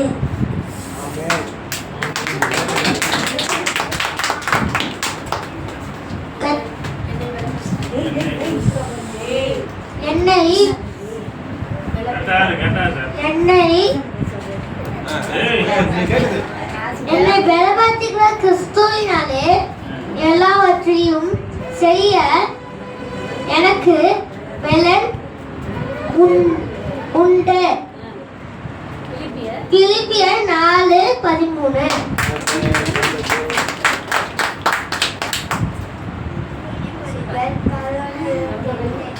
ஐஸ்வர்ய நகரன் மீதுவான் நீதிமன்றோ துணை போல தலைக்கார்கள்.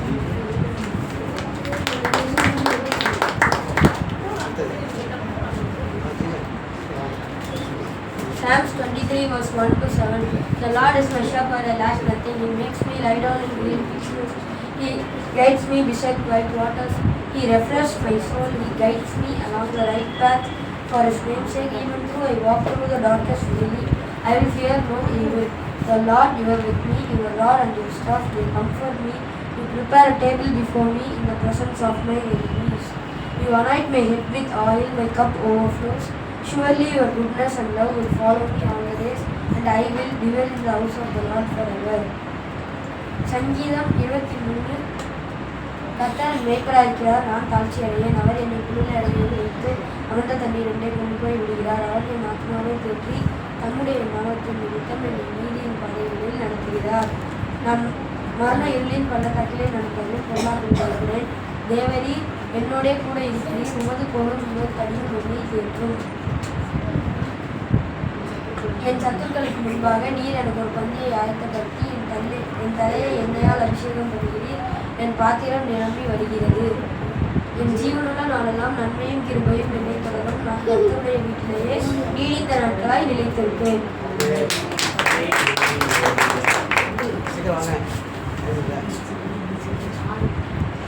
சங்கீதம் 7:1. என் தேவனாகிய கர்த்தாவே உம்மை நம்பியிருக்கிறேன்.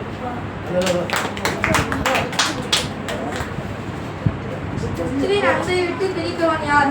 உபத்திரமோ, வியாகுலமோ, துன்பமோ, பசியோ, நிர்வாணமோ, நாசமோசமோ, பட்டயமோ, எல்லாவற்றிலும் நாம் நம்மில் அன்பு கூறுகிறாலே முற்றும் ஜெயம் கொள்கிறவராய் இருக்கிறோமே. ரோமர் 8:36. கர்த்தருடைய வார்த்தைக்கு செய்தியை வந்து சகோதரி சங்கீதா வந்து கொண்டாடுறாங்க.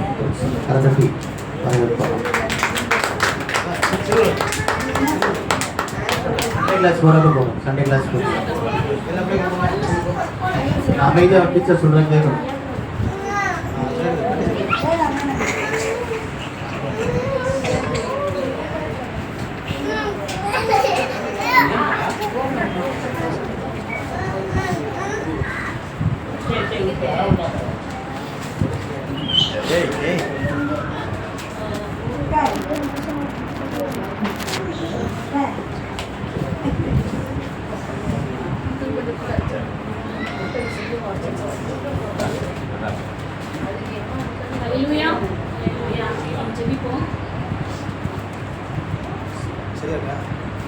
வல்லமை உள்ளவரே அப்பா, அந்த நாளுக்காக நன்றி செலுத்துகிறோம் ஆண்டவரே. அப்பா, அந்த வேலையிலும் கூட ஆண்டவரே என்னுடைய சேமம் மாம்சமாக எழும்பாதபடி ஆவியானவர் அப்பா வார்த்தையினாலே இடைப்படும்படியாக செபிக்கிறேன் ஆண்டவரே. இங்க வந்திருக்க ஒவ்வொருவரையும் உடைய கருத்துல ஒப்பு கொடுக்கணும். இந்த வார்த்தையின் மூலம் ஒவ்வொருவரின் இருதயத்தையும் என் தேவனை தொடும்படியாக செபிக்கிறேன் ஆண்டவரே. தங்கள் வாழ்க்கையில அப்பா அந்த வார்த்தையை ஒப்பு கொடுத்து அவர்கள் வாழ தேவனுடைய செய்ய தகப்படி என் கருத்துக்கு நாங்கள் தாழ்வுகளை கொடுக்கிறோம். இயேசு நாமத்தில் செபிக்கிறோம். அல்லேலூயா. இந்த மெசேஜ் வந்து போன வாரம் எடுக்க வேண்டிய மெசேஜ். ஏன்னா போன வாரம் வந்து பெண்கள் தினத்துல வந்துட்டு பாஸ்டர் கொடுத்துருந்தாங்க எடுங்கன்னு சொல்லி. இங்கே நிறைய பேர் வரல. ஒரே ஒரு சாப்டர் மட்டும் பார்த்துட்டு நாங்கள் முடிச்சிட்டோம். ஏன்னா நிறைய பேர் வராதனால பெண்கள் தினத்தில் பெண்களுக்கு போக வேண்டிய மெசேஜ் இல்லையா, அதனால் நிறைய பேர் பெண்கள் போன வாரத்தில் காணும்.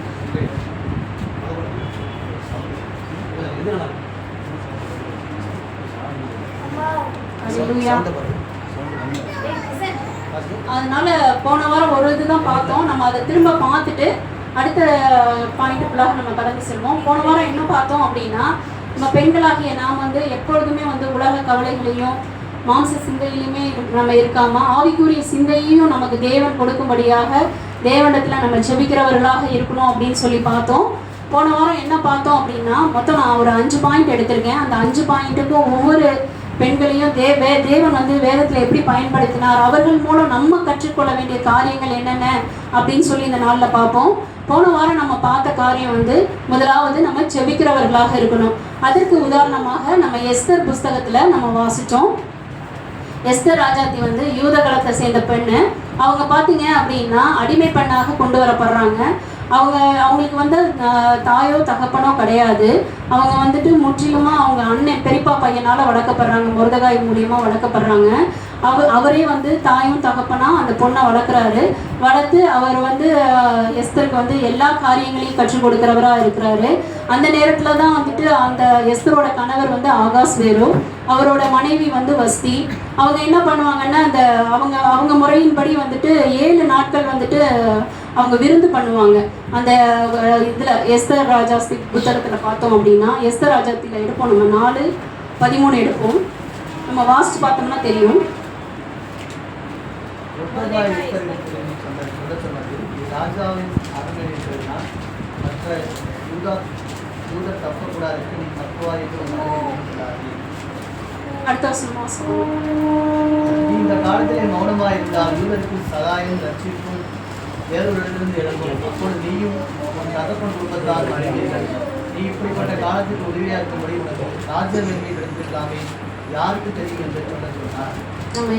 அதாவது எஸ்தர் ராஜாத்தி எப்படி வந்துட்டு ஆகாஸ்வேருக்கு மனைவியாவாங்க அப்படின்னு பார்த்தா, அந்த வஸ்தி அந்த ஆகாஸ்வேர் வந்து கல்யாணம் பண்ணவங்க பேர் வந்து வஸ்தி. அவங்க வந்துட்டு விருந்து பண்ணியிருக்கிற நேரத்தில் வந்து 7வது நாள் வந்துட்டு தன் மனைவி அழகுள்ளவளா இருக்கா அப்படின்னு சொல்லிட்டு எல்லாருக்கும் முன்பாக காமிக்கணும்னு சொல்லி அந்த விருந்தில் வந்து முன்னாடி வர சொல்லுவாங்க. அப்போ வந்து வஸ்தி அந்த இடத்துக்கு வரமாட்டாங்க. நான் வரமாட்டேன் அப்படின்னு சொல்லிடுவாங்க. உடனே என்ன செய்வார், அவருக்கு வந்து ராஜா கூப்பிட்டு ஒரு ஆள் வரல அப்படின்னா அந்த இடத்துல வந்து அந்த ராஜாவுக்கும் ஒரு மாதிரி அவமானமாக இருக்கும். மற்ற மனுஷர்களும் வந்துட்டு தங்கள் மனைவிகளும் இப்படி கீழ்ப்படியாமல் இருப்பாங்க அப்படின்னு சொல்லிட்டு அந்த இடத்துலேருந்து வஸ்தியை வந்து எடுத்துருவாங்க. அந்த பட்டத்து ராணிங்கிற இடத்துலேருந்து வஸ்தி எடுத்து போட்டுருவாங்க. அப்போ தான் மற்ற அமைச்சர்கள் எல்லாருமே வந்து சரி இந்த இடத்துக்கு இந்த ராஜாவின் இடத்துக்கு யாரை கொண்டு வரலாம் அப்படின்னு யோசிக்கல. அந்த 127 நாடுகள்லேருந்து இருக்கிற கன்னி பெண்கள் எல்லாத்தையும் கூட்டு வருவாங்க. சில கன்னி பெண்களை கூட்டு வருவாங்க. அதில் ஒருத்தியாக தான் எஸ்தர் கொண்டு வரப்படுவான். ஏன் இந்த வஸ்தி வராமல் இருந்தா அப்படின்னு நம்ம யோசிச்சு பார்த்தோம்னா, தேவன் வந்து முன்குறித்திருக்கிறார் இல்லையா. எஸ்தரை அந்த இடத்துக்கு கொண்டு வந்து நிறுத்தணும்னு சொல்லிட்டு வஸ்தியை வந்துட்டு வரவிடாமல் பண்ணியிருக்காரு. நான் யோசிச்சு பார்த்தேன் ஏன்னா ஒரு ராஜா சொல்கிறாங்க, அவளுக்கே வந்துட்டு ஒரு அந்த இடத்துக்கு போனால் ஒரு பெருமையாக தான் இருக்கும். ஆனால் அந்த இடத்துக்கு வரமாட்டேன்னு வந்து சொல்லியிருக்கா அப்படின்னா தேவன் இந்த காரியத்தை செஞ்சிருக்கிறாரு. அதனால நாம வந்துட்டு நம்ம தேவனுக்கு உகந்தவர்களாக இருக்கும்போது நம்ம வாழ்க்கையிலும் கூட தேவன் வந்துட்டு நமக்கு வச்சிருக்க காரியத்துல அது யார் போட்டி போட்டாலும் பொறாம பண்ணாலும் அது அந்த இடத்துல வந்து கண்டிப்பா நம்மளை கொண்டு தேவன் எடுத்துவார். அல்லேலூயா. இப்படிதான் வந்து எஸ்தர் அந்த இடத்துக்கு போறாங்க. அந்த இடத்துல போனோடனே அடுத்து வந்துட்டு யூத ஜனங்களை எல்லாம் அழிக்கணும்னு சொல்லிட்டு ஆமான் ஒரு கங்கணம் பண்ணிட்டு இருப்பாரு. எதனால அழிக்கணும் அப்படின்னு சொன்னா, இவர் வந்து ராஜாவுக்கு அடுத்த இடத்துல அமைச்சரா இருப்பாரு. ஆனா இவங்க 2 பேரும் போயிட்டு இருக்கேல ஆமான் போகையில வந்து மொர்தெகாய் வந்து எந்திரிச்சு நிக்காம இருப்பாரு. ஏன்னா ஜனங்கள் வந்துட்டு தேவனை மதிக்கிறவங்க, ஆனால் மனுஷனை வந்து தேவனுக்கு கீழ்ப்படுகிறவங்க, தேவனுக்கு வணங்குறவங்க மனுஷனை மதிப்பாங்க, வணங்க மாட்டாங்க. அதனால மொர்தெகாய் எந்திரிச்சு நிற்காம இருப்பாரு. இந்த ஆமானுக்கு அதனால கோபம் வந்துடும் மொர்தெகாய் மேல. இவர் எப்படி எந்திரிச்சு நிற்காம இருக்கலாம், நம்ம வரோம்ல, நம்ம ஒரு அமைச்சர், நம்மளை பார்த்து கீழ்ப்படியாம இருக்காங்களேன்னு சொல்லிட்டு ஒரு கர்வம் வந்துடும். வந்துட்டு அவரை எப்படியாவது அழிக்கணும் அப்படின்னு சொல்லி ஒரு திட்டத்தை தீட்டணும் அப்படின்னு சொல்லி ராஜாட்ட சொல்லுவாங்க. அப்பதான் வந்துட்டு ராஜா வந்து சரின்னு சொல்லிடுவாரு. அந்த நேரத்துல பாத்தீங்க அப்படின்னா மொர்தெகாய் வந்துட்டு எஸ்தர்ல சொல்லுவாங்க, நீ வந்து இந்த காலத்துல நீ மௌனமா இருந்தா யூதருக்கு சகாயமும் ரட்சிப்பும் வேற இடத்துல இருந்து வந்துடும். அதனால நீ இந்த அரண்மனைக்கு முன்னாடியே கொண்டு வர பட்டத்துக்கு கூட காரணம் இதுவாக தான் இருக்கும். அதனால நீ அமைதியா இருக்காதன்னு சொல்லி ஜெபிக்கிறதுக்காக மொர்தெகாய் தூண்டுறாரு. உடனே இந்த எஸ்தரும் கீழ்ப்படிந்து 3 நாள் உபவாசம், அல்லும் பகலுமாக உபவாசம் பண்ணி ஜெபிக்கிறாங்க. ஜெபித்து 3ஆம் நாள் முடிச்சதுக்கு அப்புறம் அந்த ராஜாவை பார்க்க போறாங்க. ஏன்னா ஒரு ராஜாவை வந்து ஈஸியா யாருமே பார்க்க முடியாது, ராணி கூட பார்க்க முடியாது, பர்மிஷன் வாங்கிட்டு தான் போவாங்க. அந்த மாதிரி காலகட்டத்தில் வந்துட்டு எஸ்தர் வந்து 3 நாள் உபவாசம் முடிச்ச பின்பு ராஜாவை பார்க்க போறாங்க. அந்த ராஜாவும் கேட்குறாங்க, அந்த பொருசங்களை பிடித்து நீ என்ன வேணும்னு சொல்லு அப்படிங்கிறாரு. உடனே அவங்க சொல்றாங்க, நான் விருந்து படைக்கணும், நீங்களும் ஆமானும் வரணும் அப்படின்னு சொல்றாங்க. அந்த விருந்தை சாப்பிட்டுட்டு ஆகாஸ்வேர் வந்து யோசிப்பாரு. ஏன்னா அதுக்கு முன்னாடி வந்து 2 பேர் வந்துட்டு அந்த மொர்தெகாயை வந்து காலி பண்ணணும்னு சொல்லிட்டு திட்டம் தீட்டிட்டு இருப்பாங்க. அதை வந்து மொர்தெகாய் தான் முறியடிப்பாரு. அந்த காரியம் வந்து ராஜாவுக்கு தெரிய வரும். அப்போ அவர் வந்து அதை மொர்தெகாய்க்கு எந்த ஒரு ஃபேவரும் பண்ணாம விட்டுருவாரு. அது வந்து அந்த விருந்து முடிச்சதுக்கு அப்புறம் யோசிப்பாரு.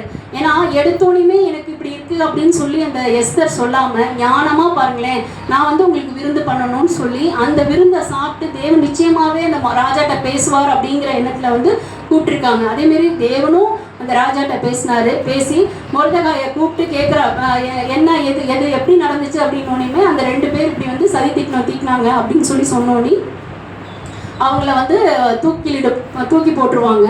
அதுக்கப்புறம் வந்து ராஜா இயல்பா இருப்பாரு. ஆமான் எப்படி வந்து மொர்தெகாய்க்கு விரோதமா எழும்பினாரோ அதே போல நம்மளுக்கும் விரோதமா சில காரியங்கள் எழும்பும் நம்ம வாழ்க்கையில. இது என்னமா முடியுமோ, இந்த காரியத்தை பார்த்தா நமக்கு பெருசா காணப்படுகிறதோ, இதை நம்ம எப்படி நம்ம மேற்கொள்ள முடியும் நம்ம நினைப்போம். ஆனாலும் தேவன் நம்மளோடு இருந்து நம்ம காரியங்கள் எல்லாவற்றையும் அவர் பார்த்து கொள்வார். நம்ம காரியங்களை மாறுதலாய் மாற்றுவார். நிஜமாவே ஒரு சில நேரம் நினைப்போம் இந்த காரியம் எப்படி நடக்கும் அப்படின்னு சொல்லி. ஆனால் அது தேவன் ஈஸியாக மாற்றப்பதான் தெரியும் நம்ம நிச்சயமாகவே தேவன் வந்து உண்மை உள்ளவராக இருக்கிறார், பெரியவராக இருக்கிறார், வல்லவராக இருக்கிறார்னு. இங்கேயும் அதுதான் நடந்துச்சு. ஆமானுக்கு அது மொர்தெகாய்க்காக செய்யப்பட்ட தூக்கு மரத்தில் ஆமானையே தூக்கி போட்டாங்க. அப்படி காரியம் மாறுதலாய் முடிஞ்சிச்சு. நாமும் இந்த நாட்களில் ஜெபிக்கிறவர்களா இருக்கும்போது நம்முடைய காரியத்தை தேவன் மாற்றுகிறவராக இருப்பார். முதலாவது நம்ம ஜெபிக்கிறவங்களா இருக்கணும்னு சொல்லி பார்த்தோம். அடுத்து வந்து கனமுள்ள ஸ்திரியா இருக்கணும். இதுக்கு எடுத்துக்காட்டு வந்து சூனியமியார் ஸ்திரியை பார்ப்போம். 2 ராஜாக்கள் 4 எடுத்துப்போம்.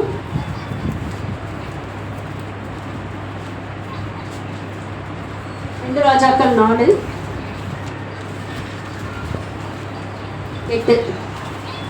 ஒரு நாள் எலிசா சூனேமுக்கு போயிருக்கும் போது அங்கே இருந்த மனம் பொருந்திய ஒரு ஸ்திரீ அவனை போஜனம் பண்ண வருந்தி கேட்டுக்கொண்டாள். அப்படியே அவன் பயணப்பட்டு வருகிற போதெல்லாம் போஜனம் பண்ணும்படி அங்கே வந்து தங்குவார். அவள் தன் புருஷனை நோக்கி, இதோ நம்மிடத்தில் எப்போதும் வந்து போகிற தேவனுடைய மனுஷனாகிய இவர் பரிசுத்தவான் என்று காண்கிறேன். போதும். இங்கே நம்ம வாசிக்கும் போதே பார்க்குறோம், கனம் பொருந்திய ஸ்திரீயாக 4:8 பார்க்குறோம். பின்பு ஒரு நாள் எலிசா சூனேமுக்கு போகும்போது அங்கே இருந்த கனம் பொருந்திய ஸ்திரீ, அங்கே அவர் இன்ட்ரடக்ஷன் கொடுக்கலே எப்படி கொடுக்குறாரு பாருங்களேன், கனம் பொருந்திய ஸ்திரீயாக இருக்கணுமா. இந்த நாட்களில் நாமளும் கூட கனம் பொருந்திய ஸ்திரீகளாக காணப்படணும். இந்த சூனேமியால் புஸ்தகத்தின் மூலயமா இந்த ராஜாக்கள் புஸ்தகத்தின் மூலயமா நாம் அறிந்து கொள்ளும் காரியம் என்ன அப்படின்னா, அந்த சூனேமியால் ஸ்திரீ வந்து ஒரு ஆவிக்குரிய பெண்ணாக இருந்தார், அடுத்து அறிவுள்ள பெண்ணாக இருந்தார், அடுத்து அர்ப்பணமுள்ள பெண்ணாக இருந்தால், அடுத்து தன்னுடைய செல்ஃப் கண்ட்ரோல் உள்ள சுய கட்டுப்பாடு உள்ள பெண்ணாக இருந்தால், அடுத்து தைரியம் உள்ள பெண்ணாக இருந்தால். நம்ம ஆவிக்குரிய பெண்ணாக எப்படி இருந்தா அப்படின்னு பார்த்தோம் அப்படின்னா, அந்த 2 ராஜாக்கள் 4:8 பார்த்தீங்க அப்படின்னா, அவனை போஜனம் பண்ண வருந்தி கேட்டுக்கொண்டால் அப்படியே அவன் பயணப்பட்டு வருகிற போதெல்லாம் போஜனம் பண்ணும்படி அங்கே வந்து தங்குவான். அதாவது ஒரு ஊழியக்காரர் வந்து தங்கறதுக்கு இடம் இல்லாமல் இருக்கிறாரு, நம்ம போஜனம் கொடுக்கணும், அவரை நம்ம வீட்டில் தங்க வைக்கணும் அப்படிங்கிற அதன் மூலியமா அவ ஒரு ஆவிக்குரிய பெண்கிறத நம்ம விளங்கி கொள்ள முடியும். அதே போல அவ எப்படி ஒரு அறிவுள்ள பெண்ணா இருக்கா அப்படின்னா 4:9 பார்த்தீங்க அப்படின்னா, அவள் தன் புருஷனை நோக்கி, இதோ நம்மிடத்தில் எப்பொழுதும் வந்து போகிற தேவனுடைய மனுஷனாகிய இவர் பரிசுத்தவான் என்று காண்கிறேன். அதாவது ஒரு ஸ்திரீ வந்து நம்ம முடிவெடுத்தா போதும் அப்படின்னு இல்லாம தான் கணவன்கிட்ட கேட்கிறா, கணவனுக்கு கீழ்ப்படுகிறா. அதே போலதான் இந்த காலகட்டத்திலையும் நாமளும் என்ன பண்ணணும், கணவருக்கு எல்லா விஷயத்தையும் தெரியப்படுத்தணும். ஒரு சின்ன விஷயமா இருந்தாலும் அவரிடத்துல நம்ம ஷேர் பண்றவங்களா இருக்கணும். அவருக்கு மறைச்சோ அவருக்கு தெரியாமையோ நம்ம எந்த காரியத்தையும் பண்ணக்கூடாது. அப்படி பண்ணுகிற வேலையில தான் நம்ம ஃபேமிலிக்குள்ளார தேவையில்லாத பிரச்சனைகள், தேவையில்லாத காரியங்கள்லாம் உள்ள வந்து நுழையுது. நம்ம எல்லாத்துலேயும் வந்து ஓப்பனாக இருக்கையில தேவன் நிச்சயமாகவே அதை பார்க்குறார். இந்த ஸ்திரீயும் அவங்க என்ன பண்ணியிருக்கா பாருங்க, தான் கணவனிடத்துல சொல்றா. அது எப்படி அவரை அந்த ஊழியக்காரர் ஹானர் பண்றா பாருங்களேன். அவர் ஒரு பரிசுத்தவான் அப்படின்னு சொல்லி ஹானர் பண்றா. இதன் மூலியமா அவ ஒரு அறிவுள்ள பெண் அப்படிங்கிறத நம்ம விளங்கி கொள்ள முடியும். அடுத்து அவ அர்ப்பணம் உள்ள பெண். 10வது வசனம் வாசிங்க. மெத்தையின் மேல் ஒரு சிறிய அறை வீட்டை கட்டி அதிலே அவருக்கு ஒரு கட்டிலையும் மேஜையையும் நாற்காலியையும் குத்து விளக்கையும் வைப்போம். அவர் நம்மிடத்தில் வரும்போது அங்கே தங்கலாம் என்றார். ஆமென்.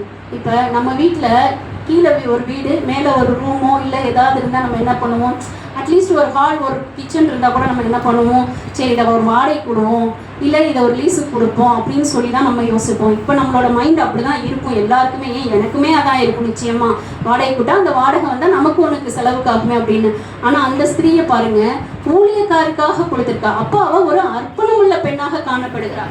அதுவும் அதை கொடுத்தது மாத்திரம் இல்லை, மெத்தையை போட்டு கட்டி அவருக்கு வந்து கட்டிலையும் கொடுத்து மேஜையும் கொடுத்து நாற்காலியை கொடுத்து குத்து விளக்கையும் கொடுத்துருக்காங்க. எதுக்காக? அந்த ஊழியக்காரர் வரப்பெல்லாம் அவர் ஜெபம் பண்ணும்படியா, வேத வசனத்தை வாசிக்கிறதுக்கு எதுக்குமே இடையூறா இருக்கக்கூடாது, எல்லா காரியங்களையும் நேர்த்தியா செஞ்சு கொடுத்துருக்காங்க அந்த ஊழியக்காரருக்கு. இதன் மூலியமா அந்த பொண்ணு வந்து ஒரு அர்ப்பணமுள்ள ஸ்திரீயாக காணப்படுகிறாள். நாமளும் இந்த நாட்கள்ல நம்ம ஊழியக்காரங்களை தாங்கிறதுலையா இருக்கட்டும், அவங்கள வழி நடத்துறதுலையா இருக்கட்டும், அர்ப்பணம் உள்ள பெண்களாக நம்ம காணப்படணும். அடுத்து சுய கட்டுப்பாடுள்ள பெண்.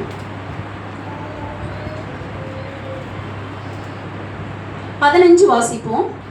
அப்பொழுது அவன் அவனை கூப்பிடு என்றான். அதாவது வந்து அந்த எலிசா வந்து சொல்லுவாரு ஊழியக்கார்ட்ட, நமக்கு இவ்வளவு செஞ்சு கொடுக்குற அந்த பெண்ணுக்கு ஏதாவது தேவைப்படுதா நம்ம கேட்போம், அவளை கூப்பிடு அப்படின்னு சொல்லுவாரு. அப்பொழுது அவன் அவனை கூப்பிடு என்றால், அவளை கூப்பிட்ட போது அவன் வந்து வாசற்படியிலே நின்றாலாம். இதுதான் செல்ஃப் கண்ட்ரோல். அது நம்ம வீடு தான், நம்ம இஷ்டத்துக்கு போகலாம். நம்ம வீட்டில் ஊழியக்காரர் தங்க வச்சிருக்கோம் அவ்வளோதான் அப்படின்னு நாம நினைப்போம். நம்ம சிந்தையெல்லாம் அப்படிதான் இருக்கும். ஆனால் அந்த சூனியமியார் பாருங்க, அது நம்ம வீடாக இருந்தாலும் ஒரு செல்ஃப் கண்ட்ரோலாக வெளியில் நிற்கிறான். நம்ம இடத்துலையும் இப்படி தான். நம்ம சில காரியங்களில் வந்து எல்லார்கிட்டையும் வந்து எல்லாத்தையும் நம்ம பேசிகிட்டு இருக்கக்கூடாது, எல்லாத்தையும் சொல்லிட்டு இருக்கக்கூடாது. நமக்குன்னு ஒரு கண்ட்ரோல் இருக்கணும். நமக்குன்னு என்ன லிமிட் இருக்குதோ அந்த லிமிட்டை தாண்டி எப்பொழுதும் யார்ட்டையும் நம்மளையும் போகக்கூடாது, அவங்களையும் வரத்துக்கு விடவே கூடாது. ஏன்னா இப்போ இந்த காலத்தில் வந்து நம்ம ஞானமுள்ள பெண்களாக இருந்தால் மட்டும்தான் இந்த உலகத்தை நம்ம ஜெயிக்க முடியும். அல்லேலூயா.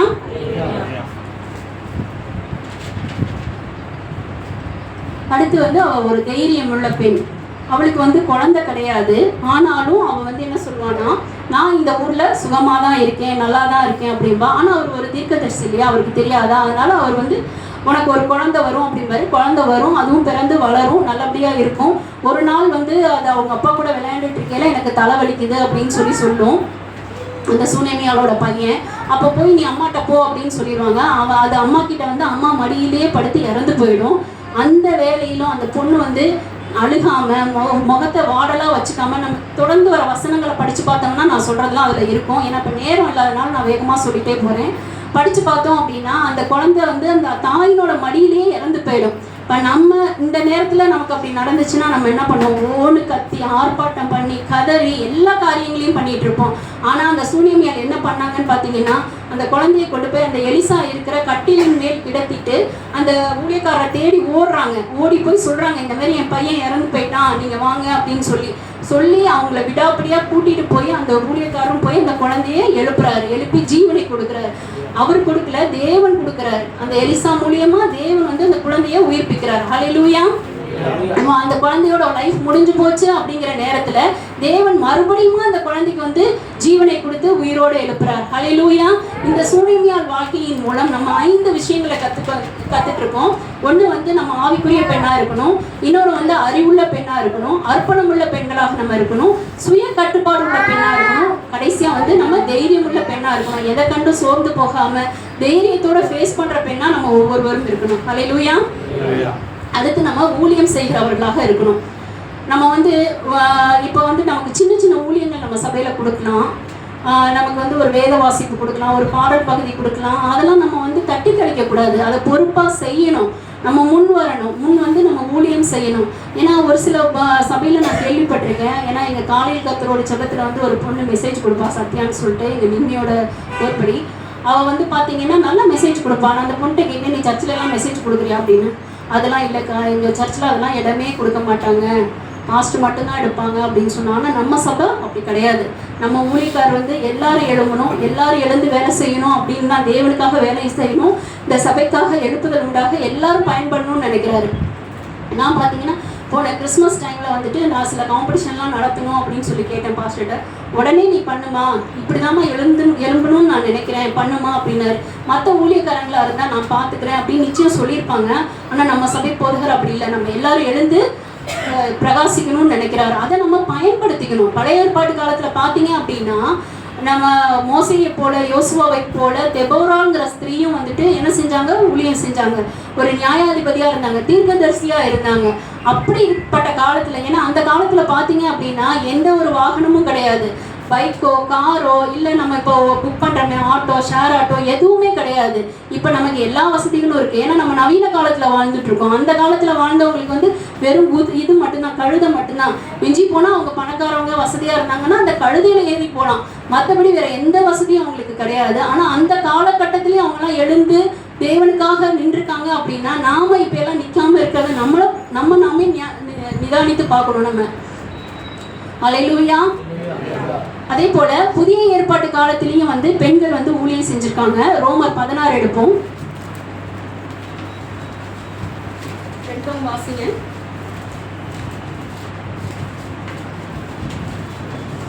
ரோமர் 16 ஒன்றிலிருந்து. எங்கிரேயா ஒரு சபைக்கு ஊழியர்களாகிய நம்முடைய சகோதரி எபேயாளை நீங்கள் கர்த்தருக்குள் பரிசுத்தமாக இருக்கிறபடி ஏற்றுக்கொண்டு. இங்க பாத்தீங்க அப்படின்னா இதுல ஒரு 6-7 சகோதரிங்க வந்துட்டு அப்போஸ்தலனாகிய பவுலுக்கு ஊழியம் கூட இருந்து உதவி செஞ்சவங்க எல்லாம் இருக்காங்க. அங்க ஃபர்ஸ்ட் வசனம் பாத்தீங்கன்னா கெங்கிரியா ஊர் சபைக்கு ஊழியக்காரியாகிய அப்ப பெபேயாள்ங்கிறவங்க என்ன பண்ணிருக்காங்க, ஊழியம் செஞ்சிருக்காங்க. ஊழியம் செய்ததுனால அவங்க ஆசீர்வதிக்கப்பட்டிருக்காங்க. அடுத்த வசனமே அவர் வந்து அந்த பெபேயாளை குறித்து என்ன சாட்சி சொல்றாருன்னு பாருங்க. எந்த காரியத்தில் உங்கள் உதவி அவளுக்கு தேவைப்படுகிறதோ அதிலே நீங்கள் அவருக்கு உதவி செய்ய வேண்டும் என்று அவளை உங்களிடத்தில் ஒப்புக் கொடுக்கிறேன். அவள் அநேகருக்கும் எனக்கும் கூட ஆதரவா இருந்தாலாம். அப்போ ஊழியக்காரருக்கு அந்த பெண் எவ்வளவு ஆதரவா இருந்திருக்கான்னு பாருங்க, எப்படி ஊழியம் செய்திருக்கான்னு பாருங்க. அதனாலதான் இந்த புஸ்தகத்துல இடம்பெறும்படியா அந்த பொண்ணோட பேரு வந்திருக்கு, பெபேயாள் அப்படின்னு சொல்லி. அதே போல அநேக பெண்கள் இங்க இருக்காங்க. கீழே பாத்தீங்கன்னா 3வது வசனத்துல வந்து பிரஸ்கில்லா அகிலா, அவங்க 2 பேரும் ஹஸ்பண்ட் ஒய்ஃப். அந்த பிரஸ்கில்லாவை தான் தேவன் சொல்றாரு வாழ்த்துங்கள் அப்படிங்கிறாரு. அடுத்த 6வதுல வந்து மரியாதை வாழ்த்துங்கள் அப்படிங்கிறாங்க. ஏன்னா அவங்க பிரயாசப்பட்டாங்களாம். படிச்சு இதெல்லாம் நீங்க வீட்டுல போய் படிச்சு பாருங்க. ஏன்னா நமக்கு நேரம் குறைவா இருக்கிறதுனால நான் வேகமா சொல்லிட்டு போறேன். எங்களுக்கு மிகவும் பிரயாசப்பட்ட மரியாதை வாழ்த்துங்கள் அப்படிங்கிறாங்க 16:6. அடுத்து 16:12 பாத்தீங்க அப்படின்னா திரிவேனாலையும் திரிப்போசாலையும் வாழ்த்துங்கள் அப்படின்னு சொல்லி வரும். அடுத்து கீழே அதுக்கு கீழே பாத்தீங்கன்னா கர்த்தருக்குள் மிகவும் பிரயாசப்பட்ட பிரியமான பெர்சியாலை வாழ்த்துங்கள். இவங்கெல்லாம் பெண்களா இருந்து ஊழியம் செய்தவர்கள் அந்த நாட்கள்ல. அல்லேலூயா. அடுத்து வந்து ரூபஸின் தாய் வந்து ஊழியம் செய்திருக்காங்க, அவங்களையும் வாழ்த்துங்கள்னு சொல்லிட்டு அப்போஸ்தலனாகிய பவுல் வந்து அவங்களெல்லாம் வாழ்த்துற அளவுக்கு அவங்க நடந்திருக்காங்க, தங்கள் நடக்கையில காட்டியிருக்காங்க. அதனாலதான் இந்த ரோமர் புஸ்தகத்துல அவங்களுடைய பேர்லாம் வந்திருக்கு. ஹல்லேலூயா. நம்ம தேவனுக்காக எழும்பும் போது நம்மளுடைய பேர் என்ன பண்ணப்படும், அங்க ஜீவ புஸ்தகத்துல எழுதப்படும். ஹல்லேலூயா. அப்ப நாம ஊழியம் செய்கிறவர்களாக எழும்பணும். ஒருவன் ஊழியம் செய்தா பிதாவானவர் கனம் பண்ணுவார் என்ற வார்த்தையின்படி நம்ம ஒவ்வொருவரும் எழுந்து ஊழியம் செய்கிறவர்களாக மாறணும். இவ்வளவு நாள் நம்ம எப்படி இருந்தோம் நம்ம பார்க்க வேணாம், நம்ம பழைய வாழ்க்கையை திரும்பி பார்க்கவே வேணாம். நம்ம இன்னைக்கு இந்த நிமிஷம் நம்மளை எல்லாரையும் தேவனிடத்துல நம்ம ஒப்புக்கொடுத்து நம்ம ஊழியம் செய்கிறவர்களாக இந்த சபையில ஒரு எழுப்புதலை உண்டு பண்ணி இந்த வருஷ முடிவுல வந்து இங்க அநேக பேர் வருவதற்கு நாம ஒவ்வொருத்தரும் ஒரு கருவிகளாக இருக்கணும். ஹல்லேலூயா. நிச்சயம் பண்ணுவோமா? ஆமென். அடுத்து பாத்தீங்க அப்படின்னா வளர்ப்பதில் நமக்கு ஞானம் இருக்கணும். ஹல்லேலூயா. நம்ம ஞானமாக தான் வளர்த்துட்டு இருக்கோம். ஏன்னா நம்ம சபையில் இருக்க பிள்ளைங்களை பார்த்தாவே தெரியும், ஒவ்வொன்றும் வேத வசனம் சொல்கிறது, ஏதாவது காம்படிஷன்னா உடனே பண்ணுறது. நம்ம ஞானமாக தான் வளர்க்குறோம், நம்ம இல்லைன்னு சொல்லலை. இன்னும் அதிகமாக நம்ம ஞானமாக வளர்க்கணும். நம்ம உலக காரியங்களை சொல்லி சொல்லி கொடுத்து நம்ம வளர்க்காம ஆவிக்குரிய வாழ்க்கையில் பிள்ளைங்க எப்படி வளரணும் அப்படின்னு சொல்லி கொடுக்கணும். ஒவ்வொரு நாளும் பிள்ளைகளை வந்து எந்திரிச்ச உடனே ஜெபம் பண்ணு, பைபிள் வாசின்னு சொல்லணும். அதுங்க கீழ்ப்படியாது தான். ஏன்னா என் பையனை 5வது படிக்கிறதுலன்னு சொல்லிட்டு இருக்கேன், இன்னமும் சொல்லிட்டு தான் இருக்கேன். நான் சொன்னாதான் செய்வான், நான் சொல்லாமல் செய்யவே மாட்டான், அவனா எடுத்து செய்ய மாட்டான். ஆனால் அவன் ஒரு நாள் மாறுவான் அப்படிங்கிற நம்பிக்கை எனக்கு இருக்குது. ஒவ்வொரு நாளையும் அவன் நான் சொல்கிறேன்ல, என்னைக்காவது ஒரு நாள் அவனுக்கு கடவுள் பேசுவார். அம்மா தினமும் சொல்கிறாங்களே, இன்னைக்கு நம்மளே எடுத்து வாசிப்போம் அப்படின்னு வாசிப்பான். ஆனால் காலையில் வேத வசனம் படிக்காமல் ஜபிக்காமல் அவன் ஸ்கூல் போக நான் விடவே மாட்டேன், படியுவேன், திட்டுவேன். அதனால அவன் செய்வான். அதுபோல் நம்மளும் ஒவ்வொருவரும் வந்து பிள்ளைகளை வந்து வளர்க்கறதுல ஞானமாக இருக்கணும். நம்ம பழைய ஏற்பாட்டில் ஒரு ஸ்திரீ வந்து தான் பிள்ளைகள் 3 பேர்த்த வந்து எப்படி வளர்த்தாங்க அப்படின்னு சொல்லி பார்ப்போம். கானான் தேசத்தில் கொடிய பஞ்சம் ஏற்பட்ட போது உயிர் வாழ்வதற்கு யோசேப்பினால் எகிப்துக்கு கொண்டு போகப்பட்ட யோசேப்பி வம்சத்தாரி லேவி அப்படின்னு சொல்லிட்டு ஒருத்தர் இருக்கார். அந்த லேவியோட கடைசி பொண்ணு. அவங்க தான் வந்துட்டு என்ன செஞ்சாங்க, 3 பேர்த்தையும் வந்து ஞானமாக வளர்த்துருக்காங்க. அவங்க எப்படி வளர்த்தாங்க அப்படின்னா, இயேசுவுக்கு 3 குழந்தைகளையும் வளர்த்தாங்க. இந்த முத்தான 3 பிள்ளைகளையும் தேவ அறிவிலும் உலக ஞானத்திலும் கர்த்தருக்கு பயப்படுகிற பயத்திலும் அவங்க வளர்த்தாங்களாம். அவங்க பேர் என்ன அப்படின்னு நம்ம பார்ப்போம். யாத்ராகமம் 2:1-2 படிங்க.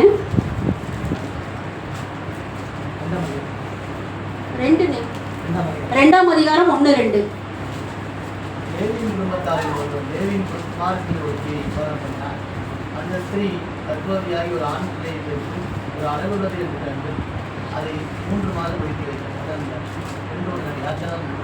யோகபேத், அவங்க பேர் வந்து யோகபேத். அவங்க என்ன பண்ணாங்க அப்படின்னா, அவங்க வந்து லேவியின் கடைசி குமாரத்தி. அவங்களுக்கு வந்து 3 குழந்தைங்க. ஒருத்தர் வந்து மிரியாம், அடுத்து வந்து ஆரோன், மோசஸ். இந்த மிரியாம் வந்து என்ன பண்ணாங்க அப்படின்னா, ஒரு நல்ல பாடகி, ஒரு நல்ல தீர்க்கதரிசி, பாடல் குழுவை வந்து வழிநடத்தி சென்ற ஒரு தலைவி அந்த மிரியாம்ங்கிறவங்க. ஆரோன்கிறவர் வந்து இஸ்ரவேலின் முதல் பிரதான ஆசாரியராக இருந்தவர் ஆரோன். அடுத்து பார்த்தீங்கன்னா மோசஸ் வந்து இஸ்ரவேல் ஜனங்களை வழிநடத்தி சென்றவர். இந்த 3 குழந்தைங்களையும் தேவனுக்காக அவங்க வளர்த்துருக்காங்க. வேற எதையும் நான் அவங்களுக்கு சொல்லிக் கொடுக்காம தேவ ஞானத்திலும் தேவ அறிவிலும் தேவனுக்காக எப்படி பயன்படணும் அப்படின்னு சொல்லி கொடுத்தாங்க. ஏன்னா அந்த அந்த காலகட்டத்தில் வந்துட்டு மோசையை வந்துட்டு பிறக்கிற ஆண் குழந்தையெல்லாம் அழிக்கணும்னு சொல்லுவாங்க. அதனால அவங்க ஞானமாக கொண்டு நைல் நதியில் கொண்டு பெட்டியில் வச்சு போட்டுருவாங்க. அப்போ தான் வந்துட்டு மோசஸ் வந்து வளர்ந்து அந்த இஸ்ரவேல் ஜனங்களை வழிநடத்தி போகிறாரு. அதனால இந்த நாட்களில் நம்ம பிள்ளைகளை வளர்ப்பதில் ஞானமாக இருக்கணும். வசனம் நம்ம படிப்போம். நீதிமொழிகள் 22:6.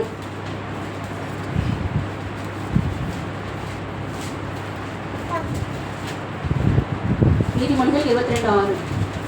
பிள்ளையானவன் நடக்க வேண்டிய வழியிலே அவனை நடத்து, அவன் முதிர் வயதிலும் அதை விடாதிருப்பான். நம்ம இந்த வயசுல வந்து இந்த பிள்ளைங்களுக்கு என்ன கற்றுக் கொடுக்குறோமோ அது அந்த முதிர் வயதிலும் விடாம இருக்கும். நம்ம வேத வசனத்தை படினா அது விடாம இருக்கும். ஜெபம் பண்ணு அப்படின்னு சொன்னா ஜெபம் பண்ணிட்டு தான் இருக்கும். அது எந்த விதத்துலையும் அது விடாது. ஏன்னா அதுக்கு ஏதாவது ஒரு ஆபத்து வருது அப்படின்னா வார்த்தையை யூஸ் பண்ணு அப்படின்னு நம்ம சொல்லிக் கொடுக்கணும். சொல்லிக் கொடுக்குறப்ப அது நிச்சயமா செய்யும். அது செல்லு பார்க்குதா பிடுங்கி விட்டறிஞ்சிடணும். நம்ம அதுக்கு இடமே கொடுக்கக்கூடாது. ஏன்னா அப்படி நம்ம வளர்க்கும் போது தான் அந்த பிள்ளைகள் வந்து தேவ ஞானத்திலையும் தேவ அறிவிலையும் வளரும். அப்படி நம்ம பிள்ளைகளை வளர்க்கணும். அடுத்து வந்து எபேசியர் 6:4. அதில் லாஸ்ட் படிப்போம். பிதாக்களே, நீங்களும் உங்கள் பிள்ளைகளை கோபப்படுத்தாமல் கர்த்தருக்கேற்ற சிட்சையிலும் போதனையிலும் அவர்களை கர்த்தருக்கேற்ற சிட்சையிலும் போதனையிலும் நம்ம பிள்ளைகளை வளர்க்குறவர்களாக இருக்கணும். ஹல்லேலூயா. அப்போ நம்ம பிள்ளைகளை ஞானத்தோடு வளர்க்குற தாயாக நம்ம இருக்கணும். கடைசியாக நம்ம வந்து ஆயத்தமாகிறவர்களாக இருக்கணும். மற்றவங்கள ஆயத்தப்படுத்துகிறவர்களாக இருக்கணும். எசேக்கியேல்ல ஒரு வசனம் இருக்குது, நீ ஆயத்தப்படு, நீ ஆயத்தம் பண்ண பின்பு மற்றவங்கள ஆயத்தப்படுத்து அப்படின்னு சொல்லி ஒரு வசனம் வரும். அதன் பிரகாரமாக இங்கே நம்ம ஆயத்தம் படுகிறவர்களாக இருக்கணும். இதற்கு எடுத்துக்காட்டாக நம்ம அந்த 10 கன்னிகைகளை பற்றி பார்ப்போம். மத்தேயு 25 எடுத்து வாசிப்போம்.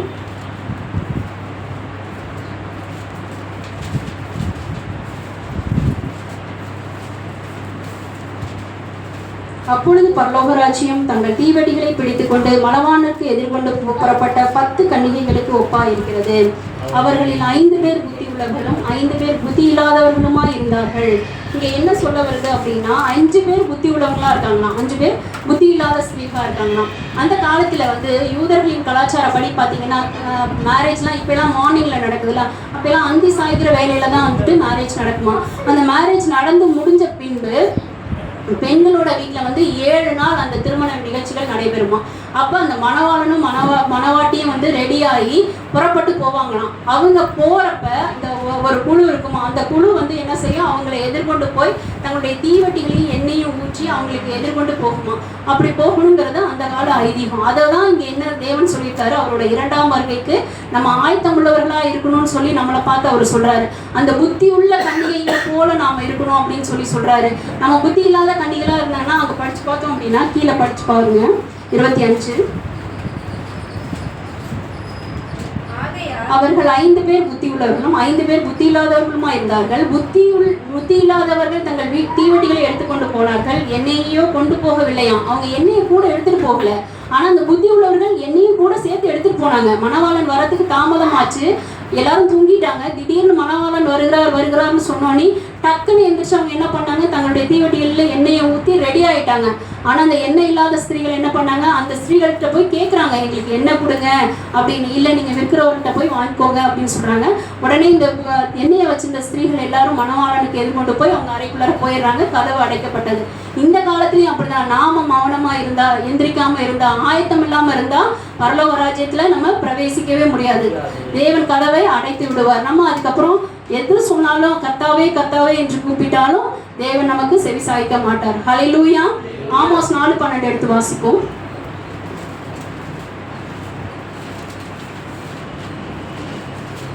ஆமோஸ் 4:12.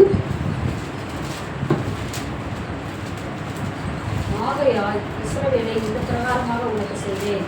இஸ்ரவேலை நான் இப்படி உனக்கு செய்ய போகிறபடியினால் என் தேவனை சந்திக்கும்படி ஆயத்தப்படு. நம்ம தேவனை சந்திக்கிறதுக்கு ஆயத்தமா இருக்கணும். ஹல்லேலூயா. 24:44 மத்தேயு.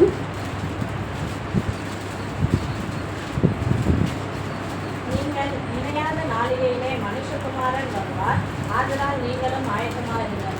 ஆமென். நம்ம நினைக்காத நாள்ல தேவன் வருவார். நம்ம ஒவ்வொருவரும் ஆயத்தமா இருக்கணும். ஹல்லேலூயா.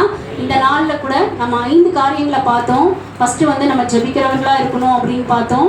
அடுத்து கனமுள்ள ஸ்திரீயாக இருக்கணும். நம்ம எல்லாருக்கும் செய்கிறதுலையும் கொடுக்கறதுலையும் ஊழியம் செய்யறதுலையும் இருக்கணும்னு பார்த்தோம். அடுத்து ஊழியக்கார பிள்ளைகளா நம்ம எழுதணும்னு பார்த்தோம். அடுத்து நம்ம பிள்ளைகளை வளர்ப்பதில் நமக்கு ஞானம் வேணும்னு பார்த்தோம். அடுத்து நம்ம ஆயத்தமாகணும்னு பார்த்தோம். இந்த 5 காரியங்களையும் நம்ம மனசுல வச்சு நம்ம தேவனுக்காக எழும்பும்போது தேவன் நம்மளுடைய வீட்டையும் நம்முடைய பிள்ளைகளையும் நிச்சயமாகவே ஆசீர்வதிக்க வல்லவராயிருக்கிறார். ஹல்லேலூயா. இந்த நாள்ல கூட இப்ப நீங்க கேட்ட வார்த்தையில யாருக்காவது ஏதாவது ஒரு வார்த்தையின் மூலம் தேவன் நிச்சயமாகவே பேசியிருப்பார். அது யாராவது ஒருத்தர் ஷேர் பண்ண முடியுமா? நிச்சயமா ஒரு வார்த்தையை கொண்டு பேசியிருப்பார். இந்த வார்த்தை என்னோட இருதயத்தை டச் பண்ணிச்சு அப்படின்னு சொல்லி யாராவது சொல்றாங்க, இந்த இருந்த இடத்துல இருந்தே சொல்லுங்க போகும். ஏன்னா நம்ம ஒவ்வொரு வாரமும் வருகிறோம், வசனத்தை கேட்குறோம், அப்படி போனோடனே மறந்து விட்டுட்டு போகக்கூடாது இல்லையா? நம்ம இருதயத்து பலகையில எழுதி அதை ஒவ்வொரு நாளும் நம்ம தியானிக்கிறவர்களா இருக்கணும். அப்பதான் தேவன் புதிய புதிய காரியங்களை நம்ம வாழ்க்கையில செய்வார். யாராவது ஒருத்தர் சொல்லுங்க, ஒரு வசனத்தின் மூலியமா யார்கிட்டயாவது பேசியிருப்பார்? ஸ்திரீகள் ஒண்ணுமே பேசலையா? கடவுள் இவ்வளோ பேசினேனே நானு. ஹல்லேலூயா. ஹல்லேலூயா. ஓகே. ஏன்னா நம்ம வந்து இனி காலம் செல்லாது. நம்ம வந்து வார்த்தைகள் நிறைவேற காலத்துல இருக்கிறோம், எழுப்புதலின் காலத்துல இருக்கிறோம். நம்ம ரட்சிக்கப்பட்டு எவ்வளவோ வருஷங்கள் ஆயிருக்கலாம். ஆனாலும் தேவன் இப்ப நம்மளை எழுப்புகிறார் ஒவ்வொருவரையும். நம்ம ஒவ்வொருவரும் ஒப்பு கொடுப்போமா? எல்லாரும் இருந்த இடத்துல பெண்கள் மாத்திரம் எழுதி நிற்போமா? இன்றைய நாள்ல இவனால விட்டுருங்க. இவ்வளவு நாள் ஏதோ நம்ம வாழ்க்கையில வாழ்ந்தோம், கடவுளுக்காக ஒன்றும் செய்யாம இருந்திருக்கலாம்.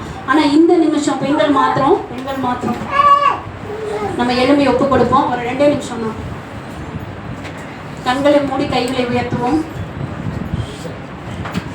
அழைத்தவரே உம்மில் பிழைத்திடுவே, அவனில் உமக்காய் உழைத்திடவே. அழைத்தவரே உம்மில் பிழைத்திடவே, அவனில் உமக்காய் உழைத்திடவே.